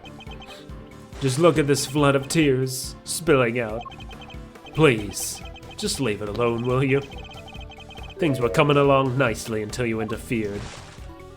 What? Coming along nicely? That's a pretty strange way of putting it. It's almost as if you wanted Kay's arrest to happen. It certainly doesn't sound like the statement of an impartial representative of the law. Boom! You think so? Well, that wasn't my intention. Has it occurred to you that you might just be overthinking things a little? Chairman Winner certainly knows how to dodge a question. It doesn't change the fact that serious doubts remain concerning Kay's arrest. Next, we'll need to press him on whether he really believes the investigation was sufficient. Oh, I'm supposed to have been voicing this whole part. We can't allow any of his statements to go unexamined. No matter how trivial they may seem. One of them may just give us the breakthrough we need. How much time was spent on your investigation altogether? Well, now, let's see. You know what? I'm not sure I can remember. But I am sure you can. You won't bluster your way out of this one. It's not bluster, my boy. I honestly don't recall. It's a problem when you get to my age, you see. Why, I even forget my own son's name sometimes. Never mind your fool of a son, answer me. How long did you spend on the investigation? You're right, of course. The boy's a fool. Never meant for him to grow up like that, but... oh, woe is me. He's only too happy to derail the conversation no matter where I take it. I have to force him to take this seriously. Let's try another tack for now. Let's go with this one. Kay is innocent. No, my boy, that's just clumsy. Anyone can blurt out a baseless assertion like that. Even a disgraced superstar prosecutor. No. Okay. It's no good. I don't have enough information to take this any further just yet. But my chance will come. I'll just have to be ready when it does. Okay. Oops.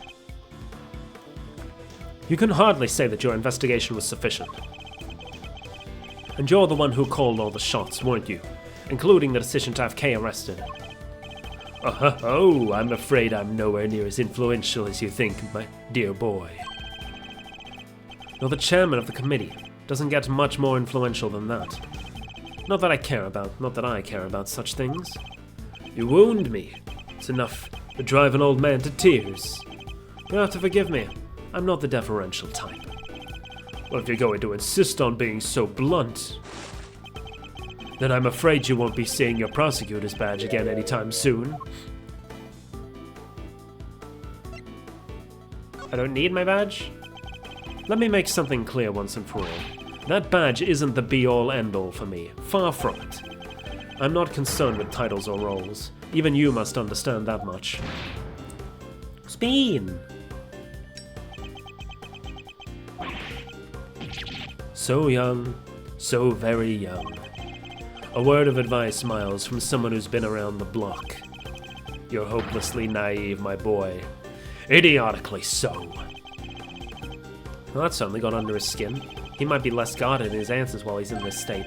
Now's my chance. How much time was spent on your investigation altogether? My, you really don't give up, do you? But even my patience has its limits, you know. What a coincidence. So does mine. Now answer the question. Do you believe that your investigation was sufficient or not?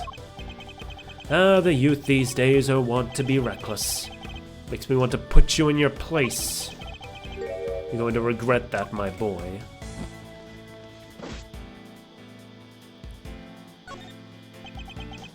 I think that's a bide my time moment. Well, maybe you know your place after all. What's the matter? Scared? Oh.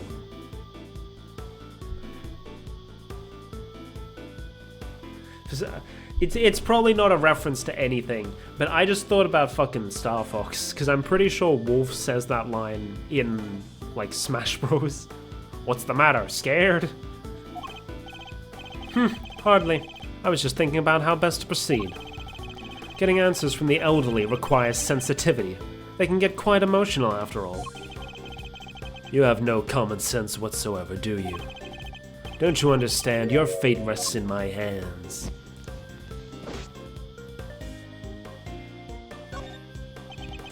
I think that's another way.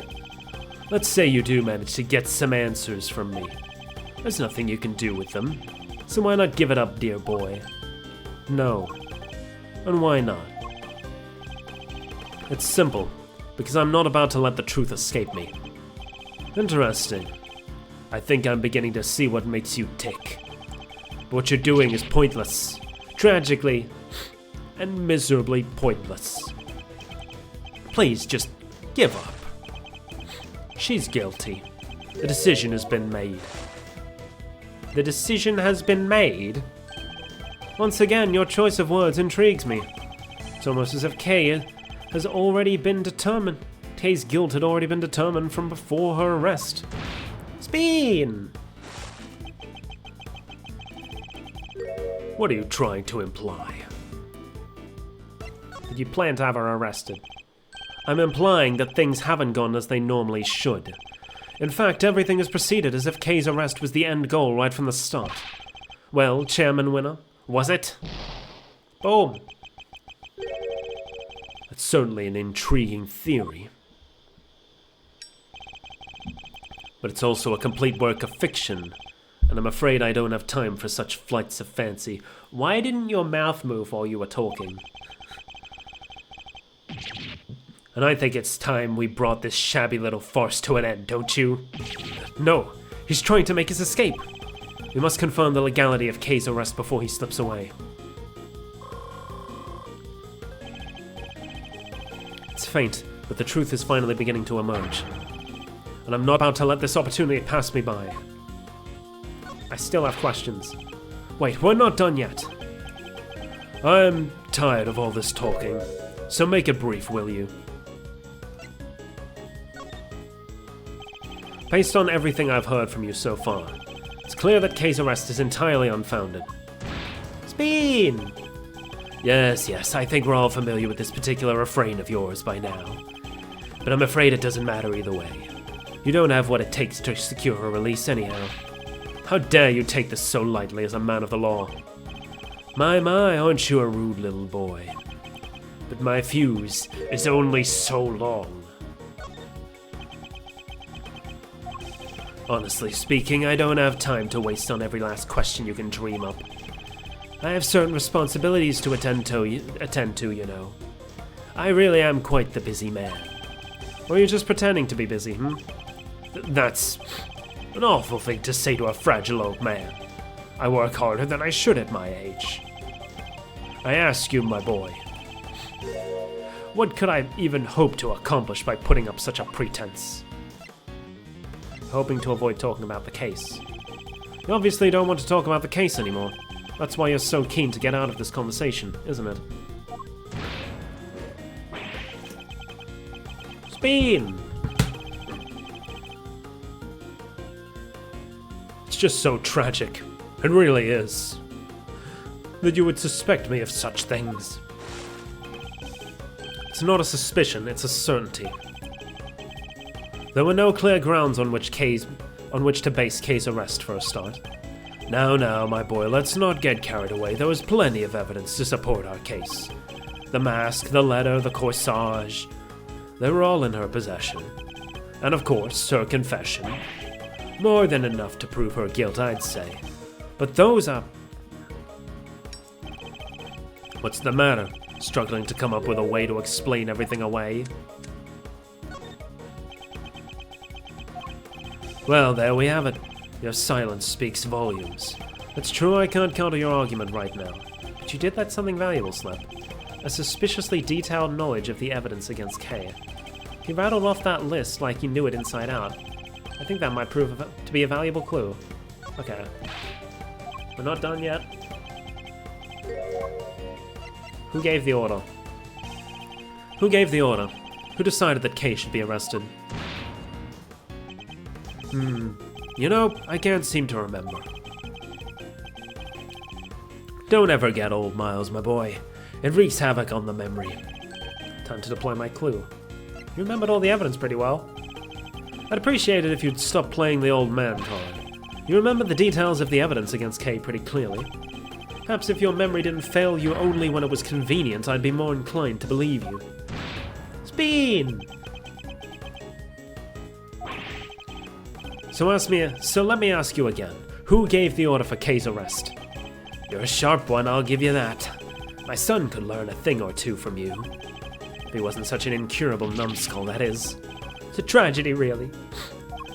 I don't want to hear about your son. I want to know who authorized the arrest. You're very mean. You know that, don't you?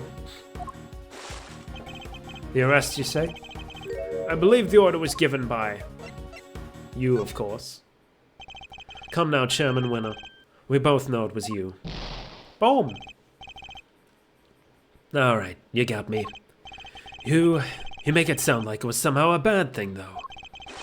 But I have a reputation to uphold, so I guess I'd better clear up this little misunderstanding. I'll entertain your questions for a few more minutes. Let's see if I can't put your mind at ease. The key thing to do now is to establish how intimately he knows the details of the case. I just have to ask the right questions. Ah, that should have been voiced, oops. The end game is at hand. We're but a few moves away from the truth. The suspect, Kay Faraday. How much do you know about her exactly? I know that she's the suspect.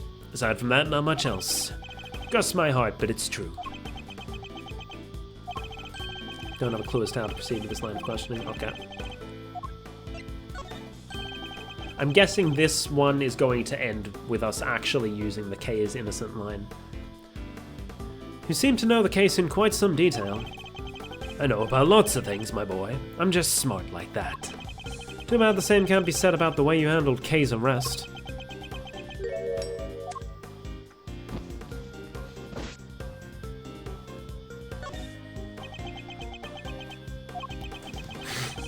I'm a very busy man.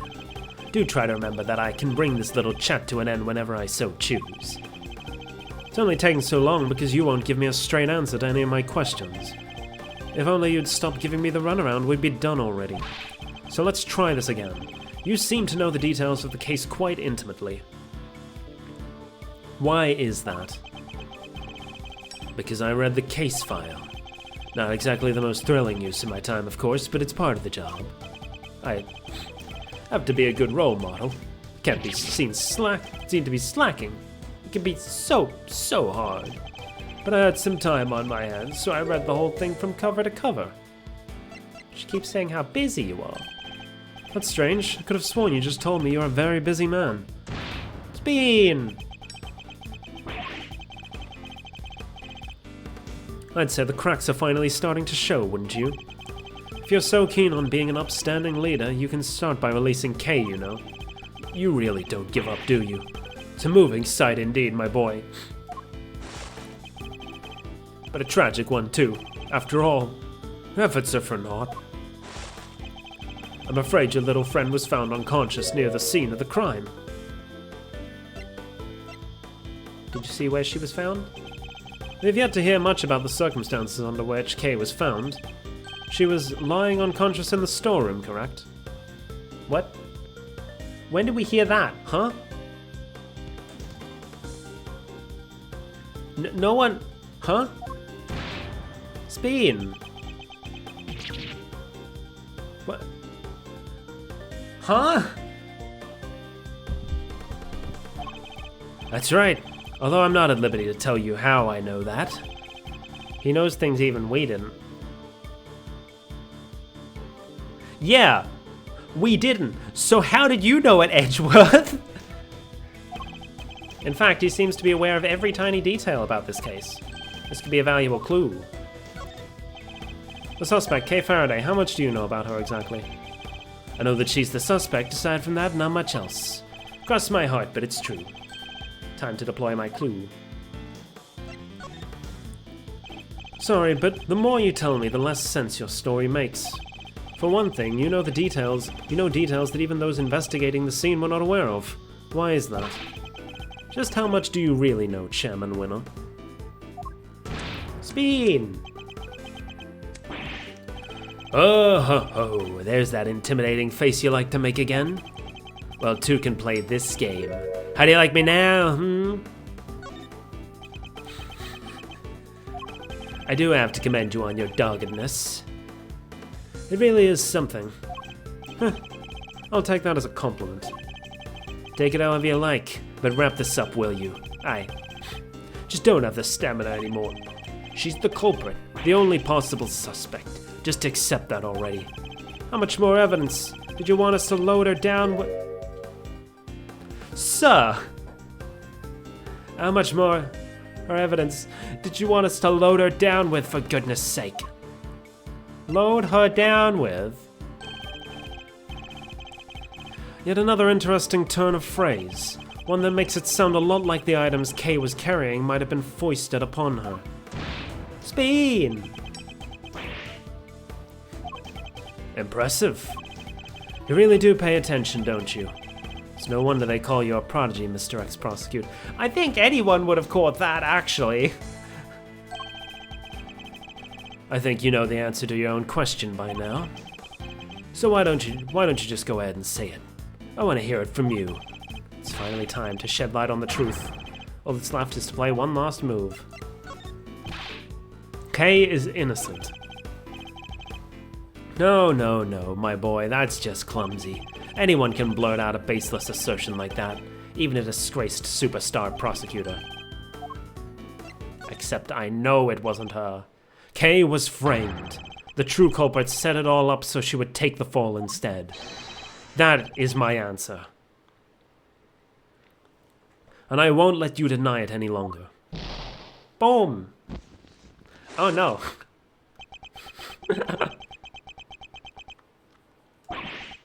Ha ha ho! Oh ho ho ho! My, you really are a sharp one, It's a bit of a shame you chose to hand in your badge. I admit it, you're right on all accounts. And that's checkmate. Mine chess. Checkmate. You knew Kay wasn't the real murderer, and yet you still had her arrested. What's worse, you thought you could get away with it. Well, you won't. Not if I can help it. There you go with that naivety again, my boy. I guess that was always your problem. With the girl arrested and a conviction secured, this whole mess goes away. And that's what will happen. But whose interest does a conclusion like that serve? The committee's, I suppose. And mine. Oh. You know, listening to you just now, well, it really got the tears flowing, I have to say. It was poignant and heartfelt, and sincere, and utterly infuriating. Look, I'm not perfect, I know that. But your lack of sophistication in these matters is beyond the pale. You insist that the truth is more important than anything else. But would you say the same if you knew what the real value of the truth is? What are you trying to say? When you get to my level, you don't uncover the truth. You make it, little by little. Kay Faraday, murderer. That's the truth. The truth I created. Yes, my boy. That's what I like to see. Also, how old is he? We probably looked at it last time, but I forgot. 68, okay. Also, man's got no ears. That's what I like to see. You're so sincere sometimes, it's painful. It just makes me want to put you in your place. Knowing the real truth will get you nowhere. Because that's how much it's worth. Nothing. Shocking, I know. But why not go after the real killer? How much do you even know about what really happened? You're still not getting it. That's your truth. And it is worthless. Mine is all that matters. You understand what I'm saying, don't you, Mr. Prosecutor? I have all the power here. Curse you. Well, aren't you menacing? You and your little friend are just as bad as each other. Violent criminals who deserve to be locked up. You'll pay for this. And with that, yet another person disappears from my life. Oh, it just makes me want to cry and cry and cry. And we still haven't heard his canon voice. Bruh. I'm not planning to disappear yet, just yet, Chairman. Chairman Winner. There's still the hearing later today. Just you wait. One way or another, I'll prove Kay's innocence to the world then.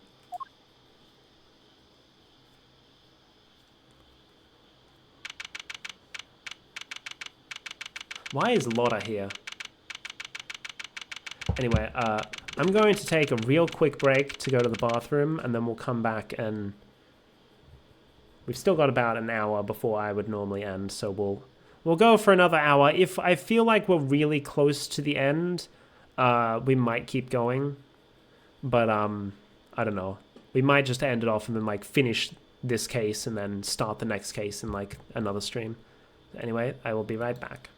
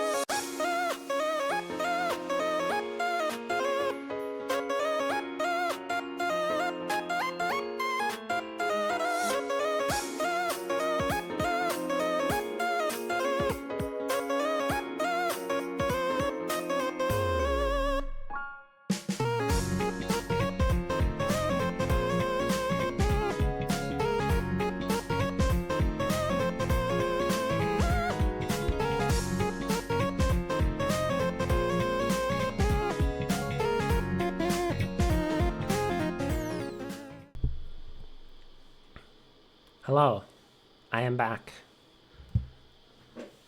April 6th, 8:30 a.m. Committee for Prosecutorial Excellence Chamber. Man, so all of that discussion with Judge Gavell and Chairman Winner, that was all happening before 8? Jeez. They're up early. I think I got up at 8. 10 members. Over a majority are present. Right, because the 11th member is currently dead. I hereby call this meeting to order. We are gathered here today to assess the professional competency of Prosecutor Miles Edgeworth. Here on the site... Here's the thing, right? All those chairs look like they're all... Those chairs look like they're all joined together, right? So how do the people, like, right towards the middle, how do they get to their seats? They just have to awkwardly shuffle past people like you're trying to get to the window seat on an airplane? Here in the sight of the goddess, we do solemnly swear to pass fair and frank judgment. Fair and frank, don't make me laugh. Verity, if you would be so kind as to summarize the case against Mr. Edgeworth. On April 5th, despite having been advised of the illegality of an investigation he was conducting, the accused refused to desist and eventually had to be detained by myself and Chairman Winner. His actions compromised the investigation into the murder of a certain defense attorney. And despite having been presented with copious evidence of her guilt, he continues to insist that the suspect, 1K Faraday, is innocent of all charges. Perhaps you could explain the details of the murder for us as well. Of course, on the morning of the 5th, the body of the victim was found here in the committee chamber. Further explanation will be provided by me, Eustace Winner, Premier Prosecutor. The floor is yours, Mr. Winner. The murder itself happened late on the night of the 4th. The victim was Miss Rosie Ringer. That same night, an illicit auction was being held here in this very room. The fucking badger costume. Ringer took part in that auction, I think, yeah. Meaning that the murder took place sometime during the auction. When she was found, Ringer was dressed in an outfit that matched the description of the auctioneers. However, due to the fact that the auction carried on after the murder had occurred, I deduced that Ringer was not in fact the auctioneer. You deduced nothing of the sort. And what about the basis on which the suspect was detained, Mr. Winner? Yeah, I got this. So Faraday was overcome by crushing remorse, Eustace. Yeah, that. Tons of crushing remorse. So she confessed. According to her confession, she was on the roof of this building when she encountered a person in a red raincoat on the viewing platform. And that person was Miss Ringer, I take it. Precisely, Mr. Chairman. The killer dressed the victim in the auctioneer's outfit after the fact. But at the time when she was killed, Miss Ringer was wearing a red raincoat. And who won the race to find that raincoat nearby? Me! That's who. Did you? I thought it was somebody from forensics. Strictly speaking, it was found by one of the forensic investigators under Mr. Winner's command. I know it! The blood analysis on the coat showed that it was indeed Miss Ringer who had worn it, and the suspect's confession was the final nail in the coffin. She confirmed having committed the murder. So as you can see, Kay Faraday was the killer. There's no way anybody else could have done it. All right, Miles, I expect you have some objections. Let's get them out of the way, shall we? I have no objections, Chairman Winner. Well, is that so? Thought it would have taken more... I thought it would have taken more than a single night in detention to break you, Objection. No objections in the matter of my unauthorized investigation, that is. But on the matter of Miss Faraday's supposed guilt, I have plenty. I can personally attest to the fact that Mr. Winner's investigation was fair and impartial. Yeah, of course it was. When it comes to carefully conducted ops, I'm the winner every time. You know, Miles, it's within my power to offer you a plea deal of sorts.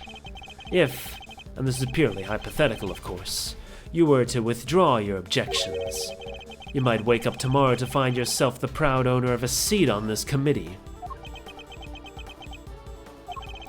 So I ask again, do you have any objections, Mr. Edgeworth?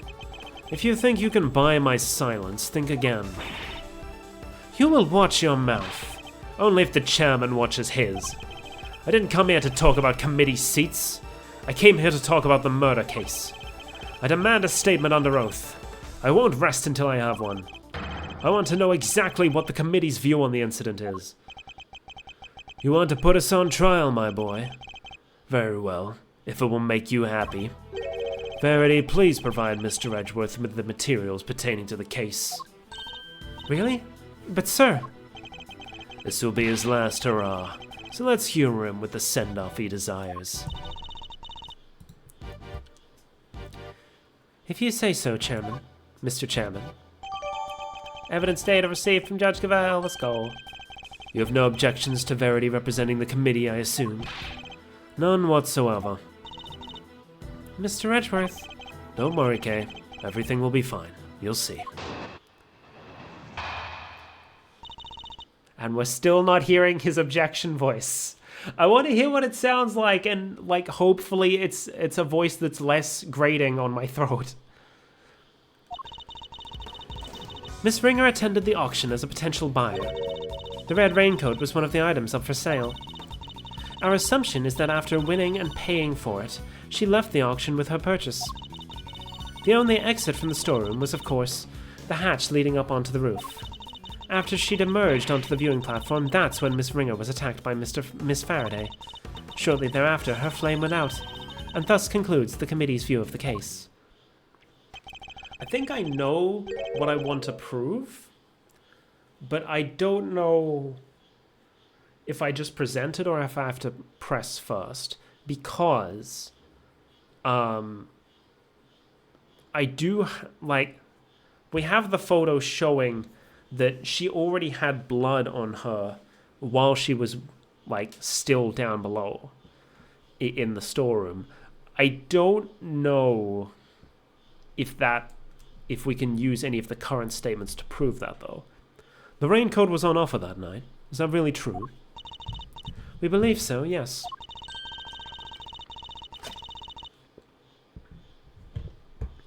You remember the failed assassination on the president of Zhengfa, I assume? The raincoat is a piece of evidence from that case. It should, of course, have remained safely under lock and key in the appropriate facility. But our inquiries revealed that it did in fact go missing under mysterious circumstances. And it wound up in the auction along with everything else. That makes sense, I suppose. Wonderful work, Verity. Just wonderful. Crystal clear as ever. You flatter me, sir. Now, Mr. Edgeworth, perhaps you could save us all some time and simply admit defeat? I'll do no such thing, thank you very much. Very well. It's good to know that you still have some fight in you. It is? Why? Come to think of it, she said some strange things when she visited me this morning, too. What exactly is she up to? My throat is starting to feel the effects of having to do Excelsius's voice. I'm probably not going to be able to talk for the rest of the day after this. I might not be able to talk tomorrow. I probably won't be scheduled for any meetings on my first day back. Probably. Or any major meetings, at least. Let me just, after winning and paying, she left. Hold Why did she leave so soon after making her purchase? Because of the auction house rules. Winning bidders are expected to pay for their items immediately. Miss Hart told us pretty much the same thing. Miss Ringer, having paid for the raincoat, probably left immediately afterwards in accordance with the rules. Is the hatch leading up onto the roof? Miss Ringer was a member of the committee. Could she not have left the committee chamber via the main door? While the auction was still underway, that would risk exposing its existence to those outside the trusted circle of attendees. Given that Miss Hart found out about it, I think its existence is already well and exposed. The rules of the auction stated that attendees were to enter and leave via the hatch in the roof. Miss Ringer had no reason not to follow those rules. And given where the murder took place, we know that she must have done so. Hold it! But why? What possible motive could Kay have had? That is exactly what we are hoping to establish in our upcoming interviews with Miss Faraday. Coercive interrogation after the fact, something you seem to specialize in. If the murderer knew that the attendees would all be leaving via the hatch, then the roof would have been the perfect place to lie in wait.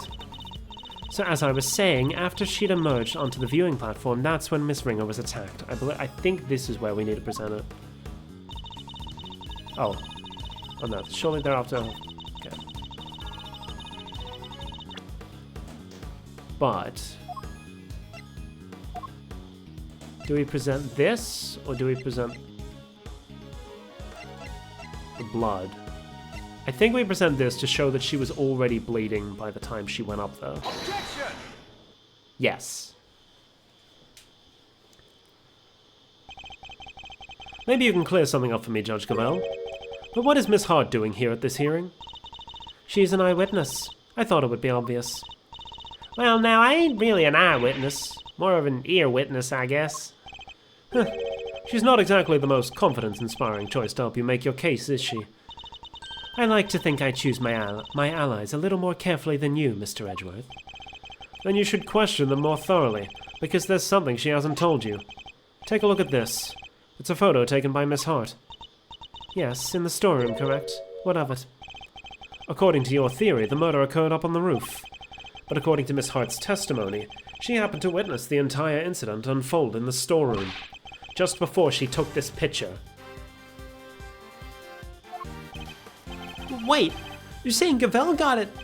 Wrong. That's exactly what I'm saying. What? Miss Hart, if I may confirm your account of the events you witnessed that night. You saw the person in the picture, correct? I sure did. Clear as day. With my own two eyes to boot. And what were your impressions at that point? My impressions? This right here's the scoop of the century. Something like that. Yeah, that makes sense.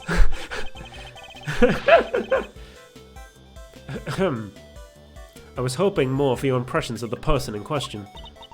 Oh, that there's a walking meal ticket? Seriously?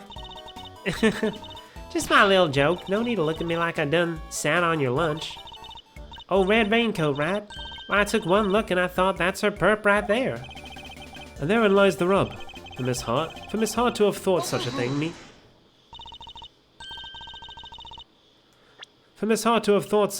means that the murder occurred. Oh, Mr. Edgeworth, when will you learn to use your words? If it's an explanation of the facts that you require, you need only ask, you know. What do you mean? I assume you're about to raise the issue of the voices Miss Hart heard.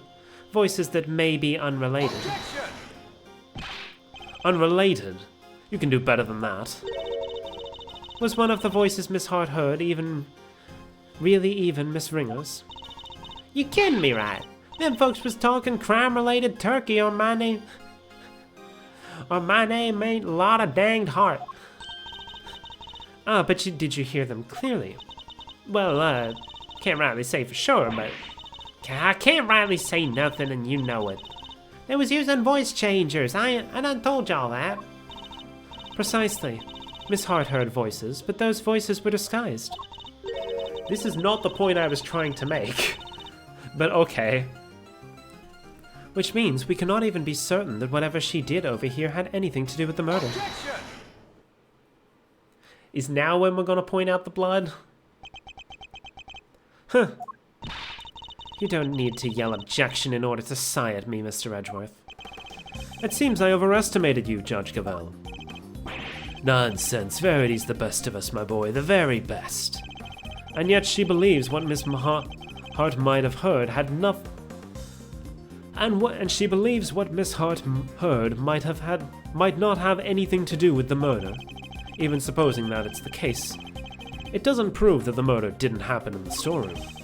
The incident happened before the victim was able to go up to the roof. That much I can say for certain. And I can tell you why.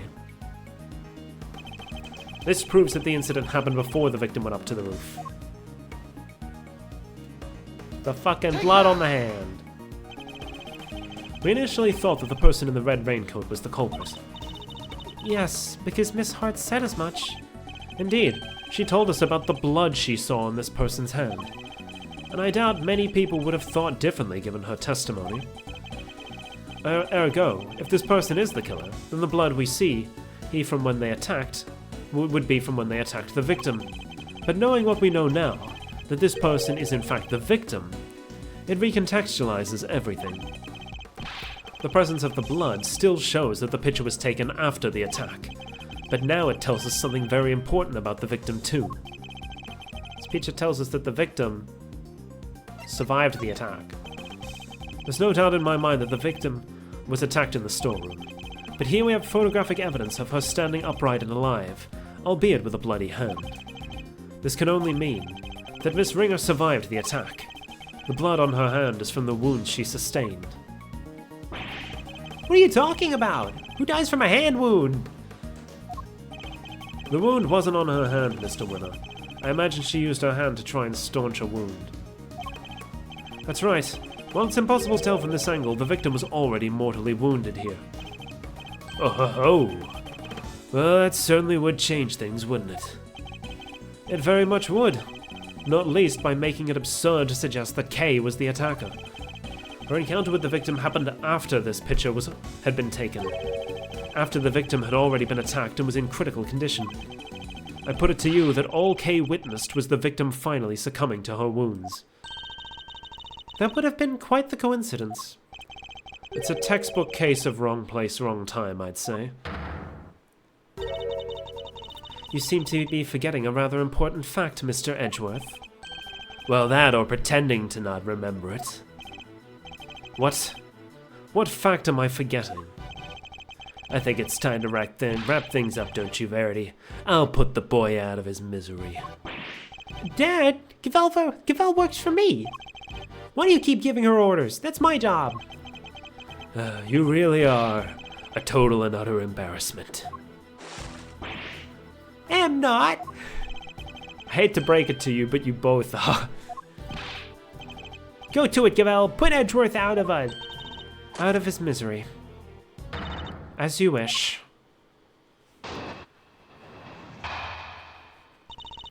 What you're forgetting. Miss Ringer's body was found with 3 wounds in its chest. And we all know what those wounds are from, don't we? That's right. They're from when she was stabbed in the chest by a 3-armed candelabrum. I doubt anybody could survive such grave wounds. If you care to read the coroner's report, I'm sure you would change your tune. Let me check that, actually. Cause of death was 3 puncture wounds. We have nothing on how instantaneous the wounds were. The death was, rather. Nicely done, Cavell. Now, Edgeworth will have to make several objections. Yes, I'm afraid I will. What? Why? Weren't you listening? Oh, I was listening. Very carefully, in fact. Hence my objections. Come on! Why do you always have to undermine me? That's never my intention, I assure you. It isn't? Because you do it so well yourself every single time already. Of course it isn't. Yeah, I already knew that, because I'm... Please, Eustace, just stop, for goodness sake. You've already embarrassed me enough. Huh? What do you mean, Dad?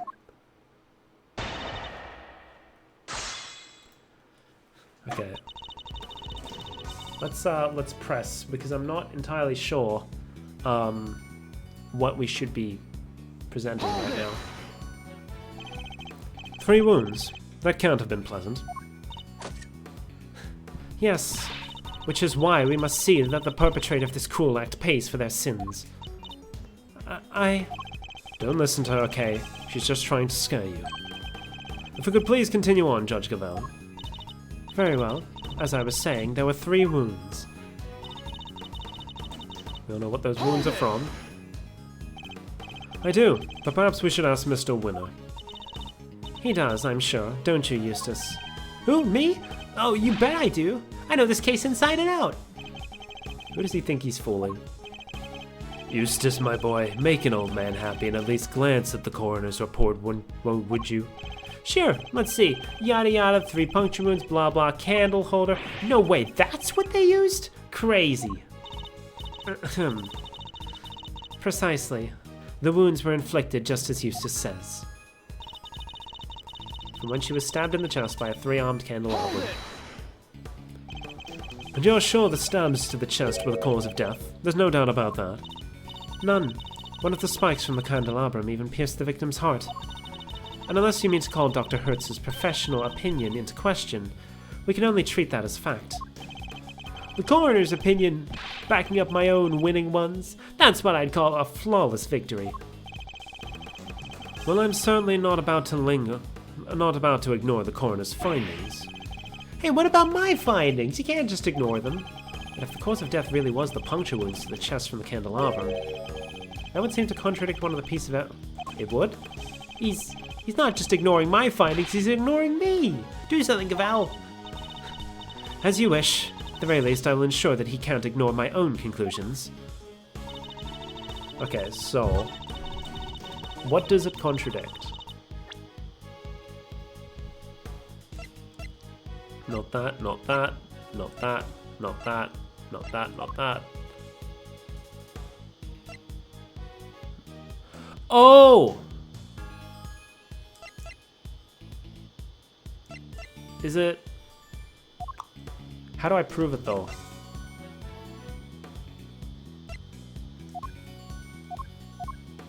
I think just show this, because we can see that the stab went through this, and she wasn't wearing this at the time. Objection! That is not the right thing to present, okay.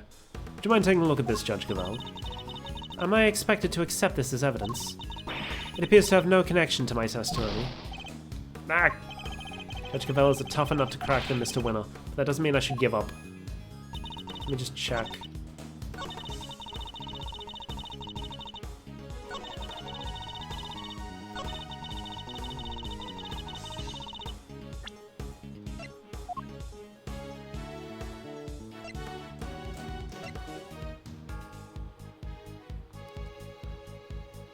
Oh, I can't even check the raincoat for more details. I was hoping I could look inside for...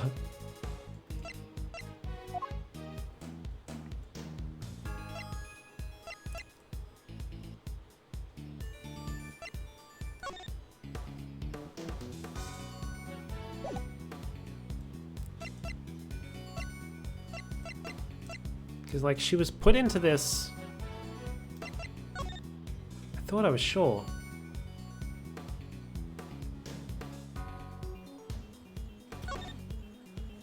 Because, like, the candelabrum clearly went through this outfit. She was not wearing this outfit when she died.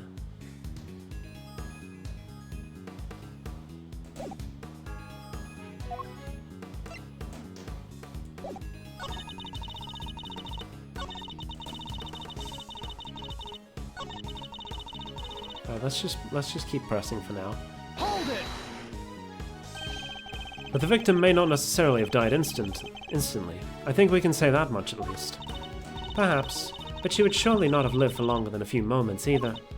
So, there are people who could survive even if you stab them in the chest? Sure, there might be, and there might not be too. So which is it? Trust me, there are not. And in this case, in case you're still tempted to believe there might be. Hold it! Cause of death is the set of 3 puncture wounds on the left side of the chest inflicted by a candle holder. Well done for reading, Mr. Edgeworth. That report forms the basis of my own conclusions. In other words, if I disprove what it says, I disprove your conclusions too. You have the strangest sense of humor, but I wouldn't mind seeing you try. However, before you do, I would advise you to read that report very carefully. After all, I am not interested in your opinions, only in solidly grounded deductions. Very well, then you shall have my deductions. Alright, let's read it very carefully then. Preliminary findings place time of death somewhere last night. Cause of death is the set of 3 puncture wounds on the left side of the chest inflicted by a candle holder. Victim also suffered a head injury post-mortem. Other marks, prominent burn mark on the back of the victim's right hair. Wait a second. The head injury? Dang it, it doesn't say where the blood was found. Mr. Edgeworth? Don't worry, Kay. Everything will be alright.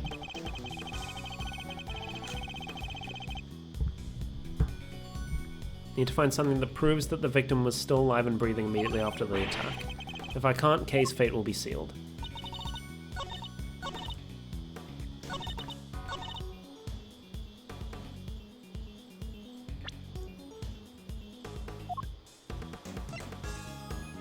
Objection! I don't know what I'm doing. Okay, so we've pressed everything. We know that we need... Okay, no, not that. So either 3rd statement or 5th statement, I think, we need to present against. But I'm not sure how we disprove it.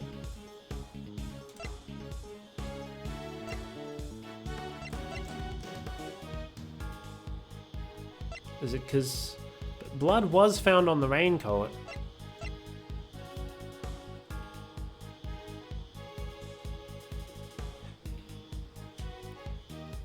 On the hood, it says on the hood.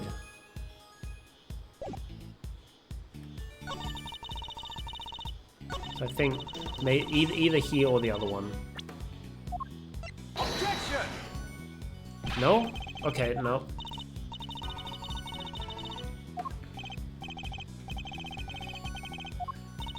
For one thing, the fact that you clearly don't believe it yourself. Okay, yeah. But I feel like I know what I have to do now. Is it? Hold on. Yeah, they were found with 3 wounds on her chest, but that's not what killed her. That she didn't have that.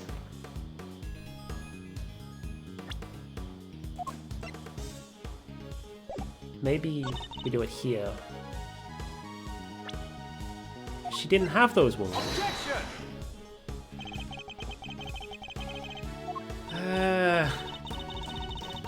I feel like maybe I'm getting ahead of myself and they want me to prove this later, but I'm like...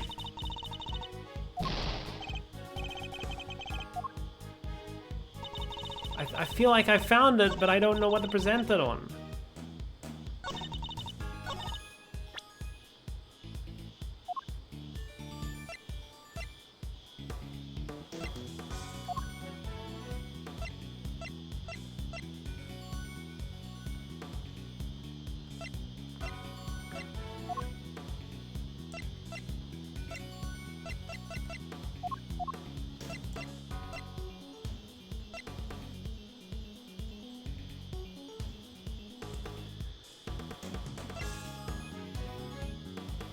Do I do the picture again?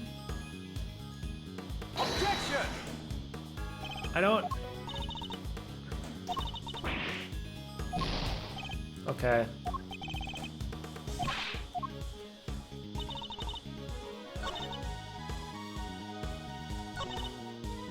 Right, they're from when she was stabbed in the chest by a 3-armed candelabrum. Oh, let me reread what they said when I pressed this one. Hold it! What about that?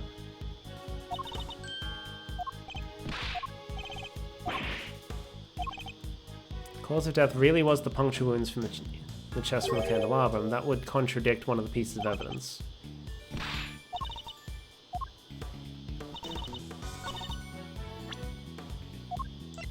Objection! I didn't present the raincoat on that statement. Okay. Well, Chairman Winner, you know what this is, of course. The red raincoat. That's right, isn't it, Verity? Yes, sir, the one Miss Ringer was wearing. I warn you, Mr. Edgeworth, you will not be thanked for retreading old ground here. Well, I'm afraid I might have to, regardless. Now then, if you'll answer me this, Judge Gavel. You told us that the victim's bloodstains were found on the coat, but do you remember where exactly they were found? Of course, they were found on the hood, and... No! What's the matter, Verity? The hood and... Was blood found anywhere else on the raincoat? No, it was not. Doesn't that strike you as odd? The victim died of stab wounds to the chest. Wouldn't that lead one to expect to find bloodstains in that area? And yet, there was blood only on the hood. That's a glaring contradiction if I ever saw one. The head wound the victim suffered wasn't just some incidental injury. It was inflicted before the stab wounds to her chest. Perhaps you are correct. Perhaps the victim did stain the head injury first. As you said, if she had been stabbed first, there would be blood in the chest area of the raincoat. Therefore, Miss Ringer could not have been stabbed before the head injury had been inflicted on her.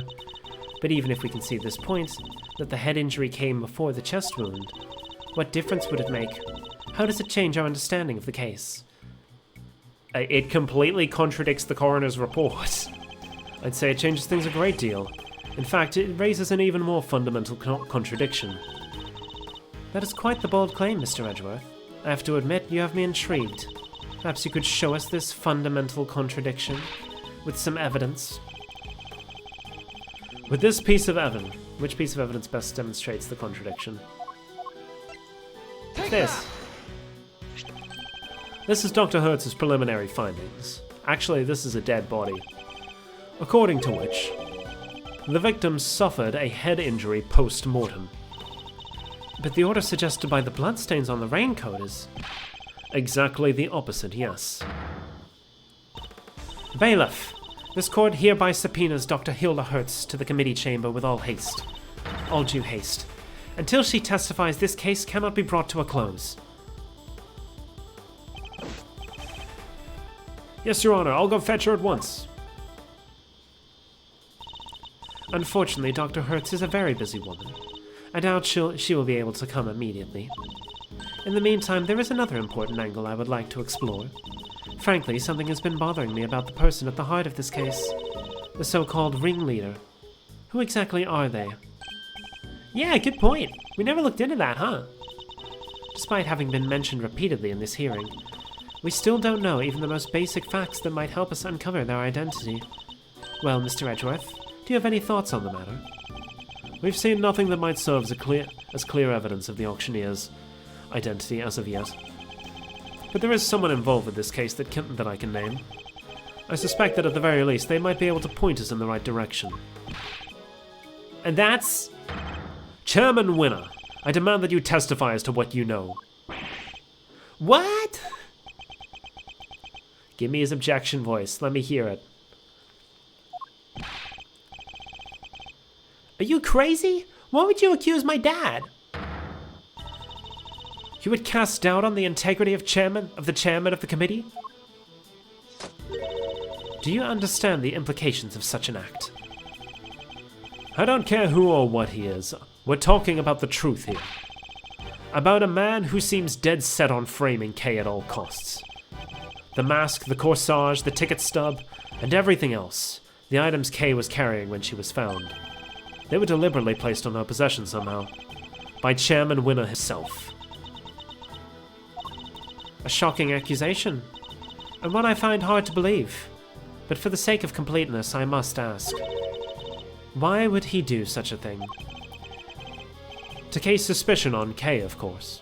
Why else? I feel like that's supposed to be cast, but maybe case works here. I don't know. I even managed to get him to say something to that effect. Chairman Winner, your rebuttal, please.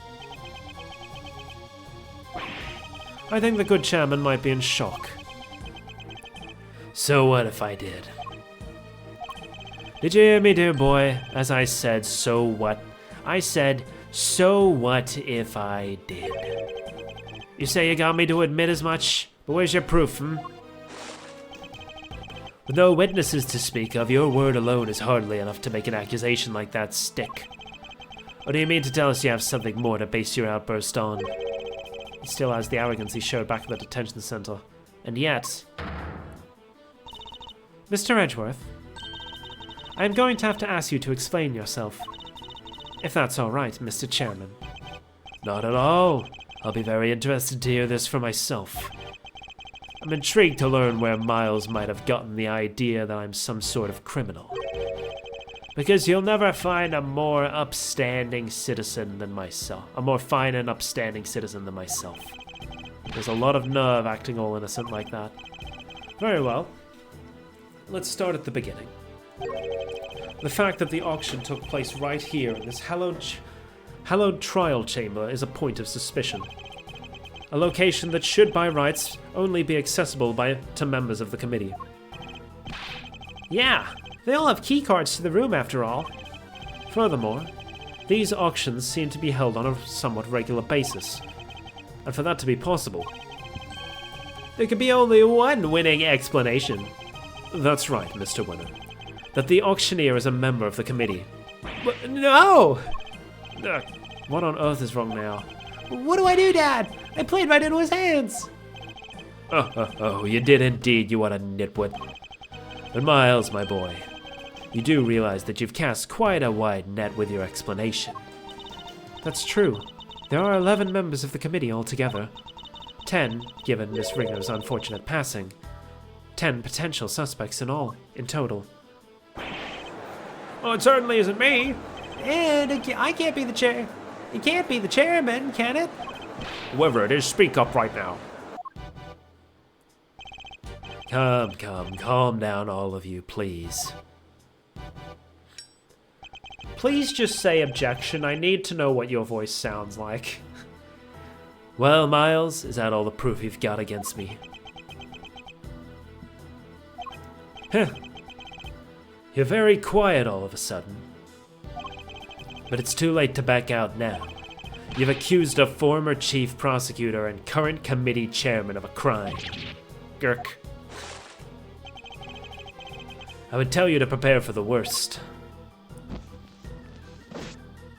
But there's no preparing for what you're about to face. His eyes are very unsettling. Know your place. You've been forcing us to argue over every little detail for a while now. Where the murder happened, the order of the victim's injuries, some other things I can hardly even remember. But you needn't have bothered, my boy, because it's all irrelevant in the end. Think about it. The suspect herself has already said she did it. That's all that matters at the end of the day. And her sentence will be lighter for it. So rejoice. And there you have it. Feel free to pick holes in it as you see fit. How can I, when that was barely a testimony to begin with?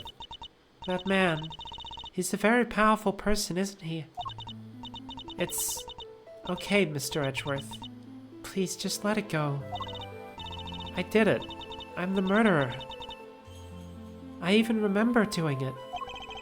You saw a flash of something half-remembered, Kay. Nothing more. If you must believe in something, believe in me when I say you should believe in your own innocence instead. But I'm up against the head of the committee here. This isn't going to be easy. But he seems to think he's already won. Perhaps I can use that against him. Alright, time to get to pressing, because I put both sides of my headphones on because I wanted to make sure I properly heard him when he objected. He has not objected yet. Please object. Forcing us to argue over every little detail. Even if the broad strokes are correct, it doesn't make something true. Oh, don't be such a stick in the mud. I'd say the bigger picture is more than enough here. After all, every case has its little inconsistencies and contradictions. If we let ourselves get bogged out in every single one, we'd never make any arrests. And once we did, the trials would drag on forever. Even you understand that, right? Not in the slightest. Hence my inquiry into the details. Oh, to be so young and pig-headed. Anyway, you keep digging into these little details. Where the murder happened, order of the victim. Hold it!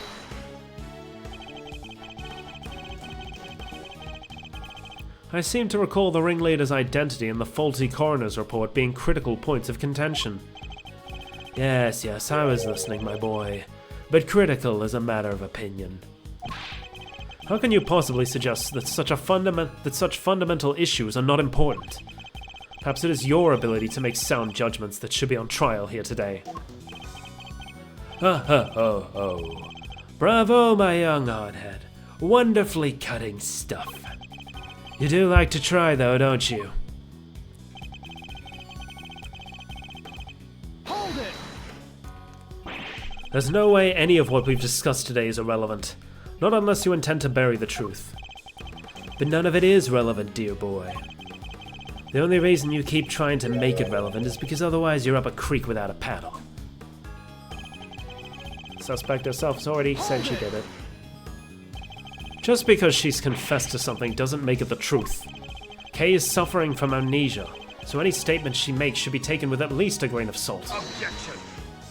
There he goes. It's not as gravelly as I thought it was. It was significantly more gravelly in the fan translation, which means I can make his voice a little easier on me. Objection. Even so, it doesn't exactly solve anything for us, does it, dear boy? And it would be nonsensical to dismiss her confession outright. It's still a bit gravelly, but it's not as deep, which means it should hopefully be better on my throat. Bit late now, though. Only got 20 minutes left in the stream, and now I can finally give him an easier voice to do. I tell you what, why don't we just ask her one last time? Though I'm sure she'll say just the same. She'll just say that she did it again. Fine, let's do it. Let's ask her again. We'll see if she really believes herself to be the culprit. Huh? You mean me? Is this really what you want, Mr. Edgeworth? If it goes badly, it would significantly weaken your position. I know, but there's no other way. I only request that I be the one to question her. You really know how to tug at an old man's heartstrings, you know. But fine, ask away, on one condition. If this turns out to be a waste of time, that's it.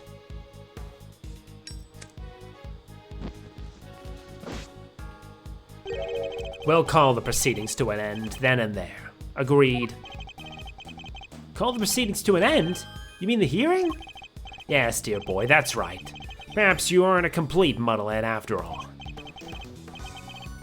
Now, just so we're clear, if we ask again and all that happens is the girl confirms her guilt, she is officially declared guilty on the spot. Yes, that sounds like a great plan if I do say so myself. That's it? You just declare her guilty, just like that? That's the gist of it. It's a big risk, but he's going to find a way to condemn her either way if we don't do something. Kay. Yes? I know it's a lot to ask, but I need you to think. Do you remember anything else about what happened on the day of the murder? Anything that might help us prove your innocence? Why are you still fighting it, Mr. Edgeworth? It's no use. I can't be of help to you. I'm sorry. I'm too scared to try and remember anymore. What if I remember something even worse? And if I did, I'd just be making more trouble for you. Please, just accept it. The Kay you thought you knew is a dangerous criminal.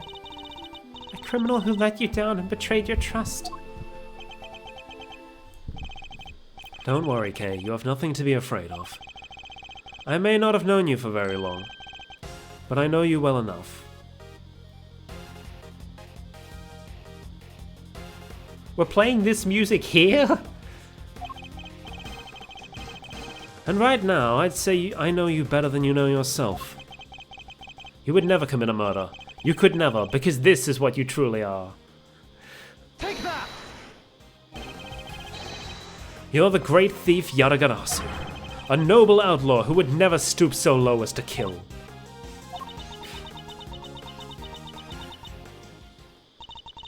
I can't do it. I'm sorry. Because all I can see is the one memory that's returned. I have to face it. Hold it!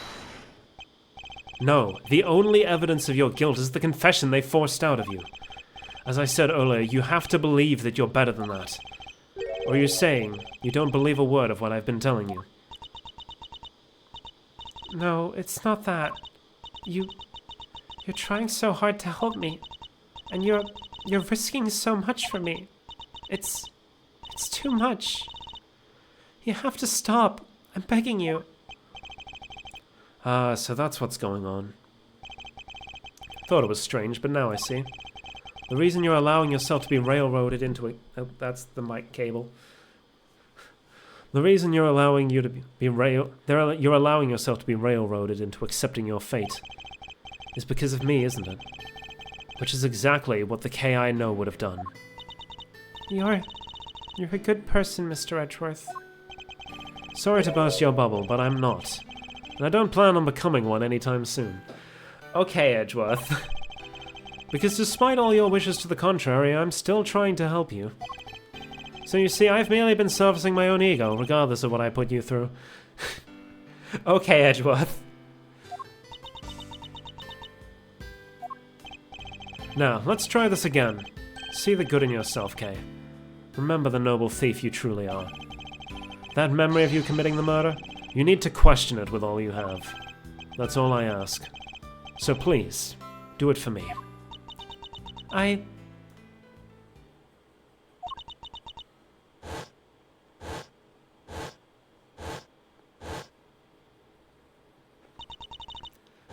Scream. Kay! I'm not doing a scream. My throat has had enough as it is. What's wrong? Did you remember something? Oh! Be like some cliche... That's not his voice anymore. What do you sound like? Objection. Oh, it'd be like some cliche movie plot if she did. I think I've forgotten what his voice sounded like already. And now I'm just sort of gone back to his old voice. Oh well. There's like 15 minutes left in the stream anyway. A cow.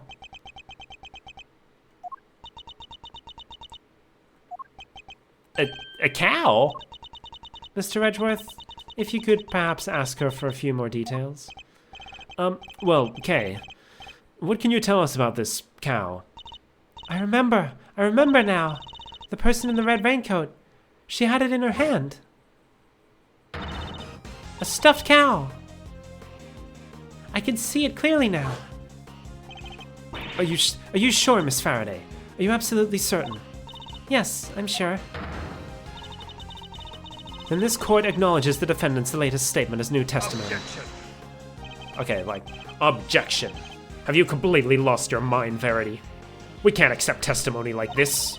With all due respect, Mr. Chairman, information pertaining to the victim and her possessions is new and highly relevant evidence. Objection. Need I remind you of the addled state of her memory? No, this simply won't do. Addled? But if we claim her memory is unreliable now, then our own argument is weakened, sir. You said yourself only a few minutes ago that thanks to the suspect's confession, we need not worry ourselves over the finer details, did you not? Were we to call the validity of her memories into question, then we must also call into question the confession on which our entire argument is based. Is that really the most advisable course of action? Yes, you're right. Proceed as you see fit, then. Thank you, Mr. Chairman. We're still in the game, but only by the skin of our teeth. And only thanks to Judge Gavel's intervention. It's almost as if she was on our side for a second. Well, Mr. Edgeworth, the stuffed animal. I believe the cow in question is this thing here, Your Honor. We found it in the storeroom. I believe it is yet another auction lot.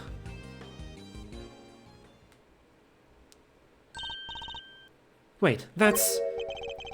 Do you know something, Gavel? No, It's just not what I imagined. I suppose it is a rather odd thing for the victim to have been carrying. Should look over it more carefully. Oh! There's a cherry blossom petal caught in the fur here. There are petals on the raincoat, too. And a cherry tree in full bloom upon the viewing platform. It would definitely appear that this was taken outside at some point. But what did the victim want with this thing? The left horn is missing. This hole. It looks like that's where the horn would have gone. But that doesn't look like stuffing in there. So what is it? Let's take a look at the rest of this toy and see what else we can find. I guess we look at the other horn then. The right horn seems intact, but I can't say it's doing much for the overall symmetry of this stuffed toy. Look, Mr. Edgeworth, it moves. It does? Bzzz, skirsh. It sounds like sand being crushed. It seems there is a recording device inside. Skirsh is... and... I knew it was you the moment I laid eyes on you. You can't hide that burn from me. Alright, this is a voice changer. Nothing to say for yourself? I've waited so long for this day, and now I'm finally have my revenge. Skirsh, skirsh, skirsh. Skirsh, skirsh, skirsh. Bzz. Could this be the moment of the murder? And someone made a recording of it? Da da da da da da. Hey, that's them right there. Them's the voices I heard, sure as eggs is eggs. Unfortunately, we have no way of verifying when these voices were recorded. It's possible they have nothing to do with the murder. If only there was some accompanying video footage. You got bugs in your ears or something, lady? I done told you, them's the voices I heard. We already know the victim was holding that thing, right? It's gotta be from when she got. Yes, it is a possibility, but a weak one without more than your word to back it up. We need something more, something credible. We need? Yet again, she seems to be stepping in help. You mean stepping in to help? Judge Gavel, I think we all know the voices are from the moment of the murder. Consider for a moment the words we heard one of the speakers say. I know it was you the moment I laid eyes on you. You can't hide that burn from me. I believe we have something that could explain what those words are referring to and how it's all related. Which piece of evidence proves that the voice was related to the murder? She has prominent burn mark on the victim's right hand. Take that! The coroner's preliminary findings? How do they prove anything? Indeed, one on this page shows that the voices must be from around the time of the murder. Burn!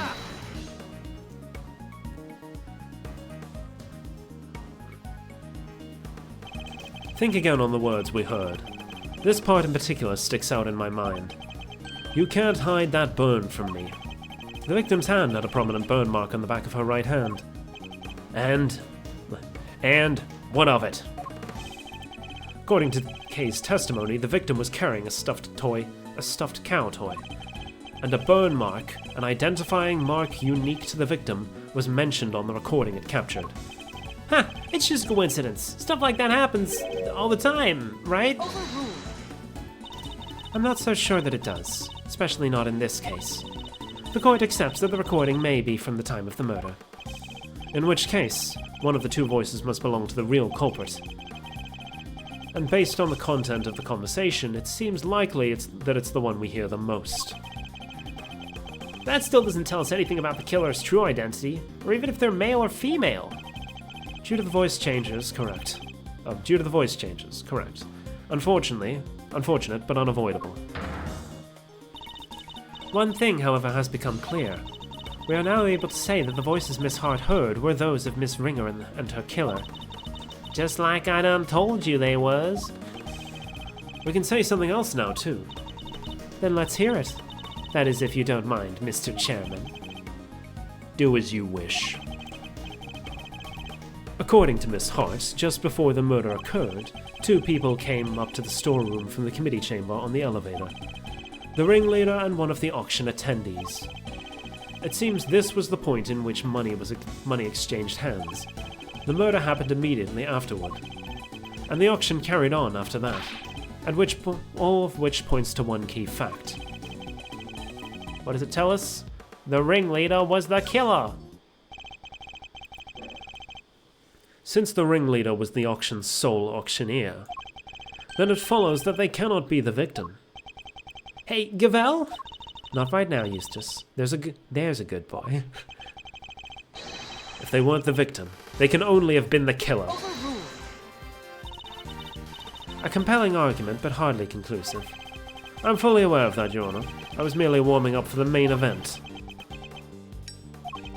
There were certain traces left at the scene that seemed to suggest that the ringleader was the killer. Then please hurry and show us. What is something that was placed on the scene that points to the ringleader as having been the killer? Placed on the scene. I assume their outfit? Take that! No. This evidence clearly shows that the ringleader was the murderer. I don't get it. No surprises there, but I'm sure the rest of the room will see what I'm getting at. For once, I agree with my idiot boy. No, how can that be? If the ringleader was the killer, then there's something they would have wanted to hide.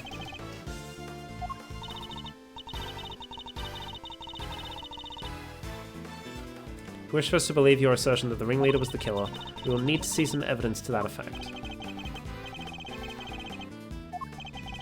What is something that was placed on the scene? Is it the blood? Because it was used to hide the existence of the storeroom, right? Take that! Yeah! The killer deliberately left a large pool of blood at the foot of the Goddess of Justice statue. It was due to that blood that we originally thought that the murder had occurred in this chamber. But it was simply a ruse, designed to cover up the blood that had dripped down from the storeroom. In order to conceal the existence of the underground auction, correct? Correct. If the culprit had nothing to do with the auction, they would have had no reason to cover up that blood, which further supports the theory that the ringleader and the killer were one and the same. And as to the identity of the ringleader, do you have anyone you'd like to name? The auction is always held in this committee chamber, with its storeroom located just overhead. So at the very least, we know the murderous ringleader has some connection to the committee. Yeah, yes. And you suspect me, correct? As the committee's most powerful member, that should hardly a surprise, right? That should hardly a surprise. Man, they need to release a patch. There's so many fucking typos in this translation. Objection! You're a fine prosecutor, that much I'll give you. But as I think I may have mentioned already, you're also hopelessly naive. You've got nothing, dear boy, have you? No evidence whatsoever. Unless you've got something to share after all. Gurk. Do I have any evidence to show that Chairman Winner is the murderer? I don't think we do. Hard statement, keycard record. I don't think so. It was Chairman Winner himself who brought up the fact that I suspected him. And he seemed confident right from the get-go that he's untouchable. Which means he knows. He knows I have nothing. Oh! Well, Miles, my boy, time to pay the piper. I've always wanted to say that. Verity, he's all yours. Huh. Wait, dang it, I just remembered something. Huh? Did you have amnesia too? No, it just done came to me. Flash of inspiration, you know how it is. Very well, say your piece. Objection. What are you doing, Verity? Mr. Edgeworth has made it clear that he won't give up until every last lick of hope has been extinguished. So extinguish we must, lest he try to drag us through this excruciating process again in the future. Yeah, what she said. I don't quite get it, but it sounded pretty cool. Fucking Eustace. Don't worry, Dad. I'll help Gavel bring this to a winning finish. We'll show them how wrong they are. Fine. Let's hear what the witness has to say. You heard the chairman, Miss Hart, if you would be so kind. Well, all right then. Here goes nothing. The facts, Miss Hart. Nothing but the facts, please. Don't you worry your pretty little head on that front. I'm a journalist. Truth's my middle name. Calling me officially worried. So the ringleader's the killer, right? Which makes the victim one of them auction goers. Thing is, that don't add up. I counted 11 people coming down the hatch, see? Then when the murder happened, and the auction started, then the murder happened and the auction started back up again. Now I had me a look back downstairs after that. No. And wouldn't you know it, there were 11 little duckies all lined up in a row again. How? And you're sure of this, Miss Hart? Sure can be, your gavel ship. Saw them with my own two peepers. So, 11 before the murder and 11 after again. Again right after.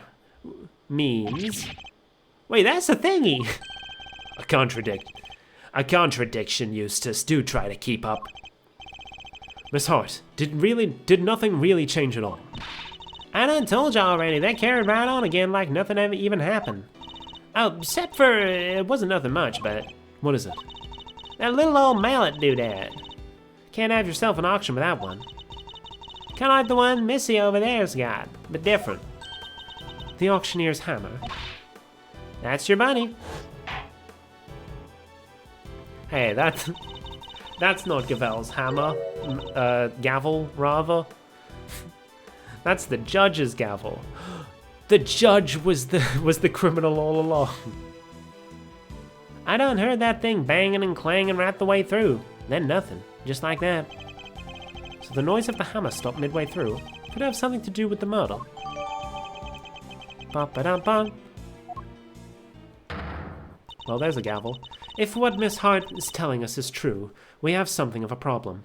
We're about at the time I would normally end, but I'm going to keep going until I find a good stopping point. Like if they start a new testimony or something. We have something of a problem. Namely, that if the victim is neither the auctioneer nor one of the attendees, your entire theory cannot stand, Mr. Edgeworth. Nerd. Chalk one up for justice. Eat that, Edgeworth.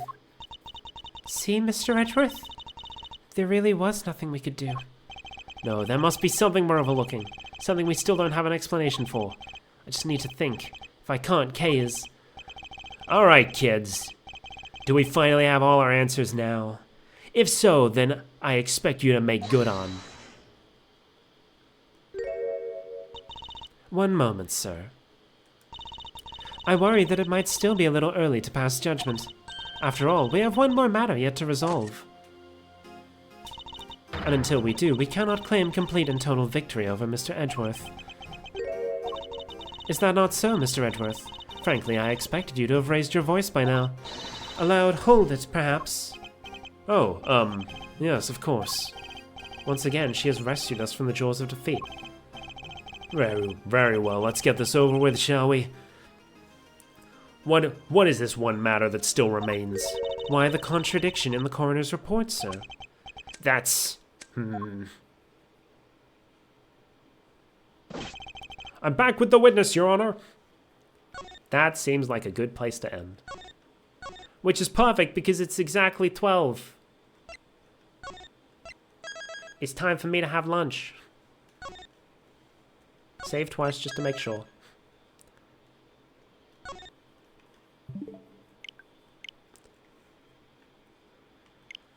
And that is going to be all for today's stream.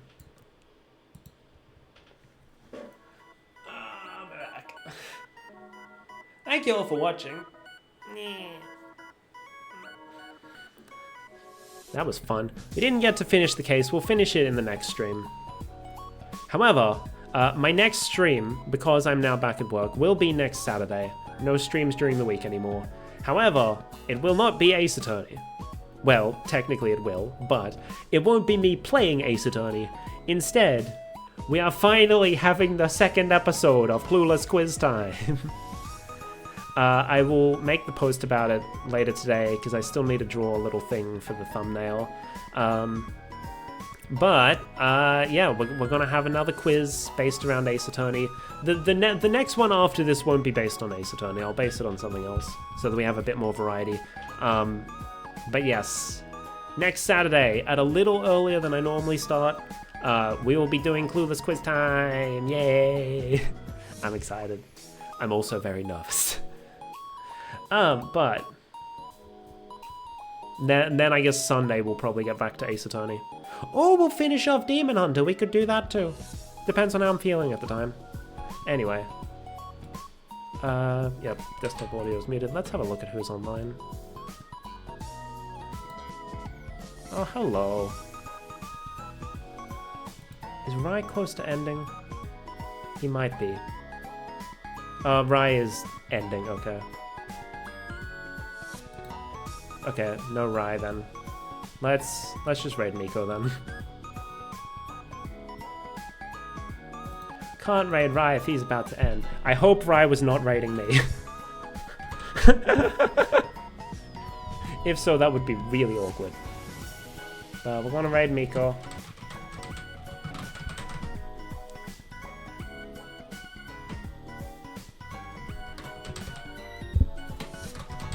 Here's the raid messages. Even though it's just me.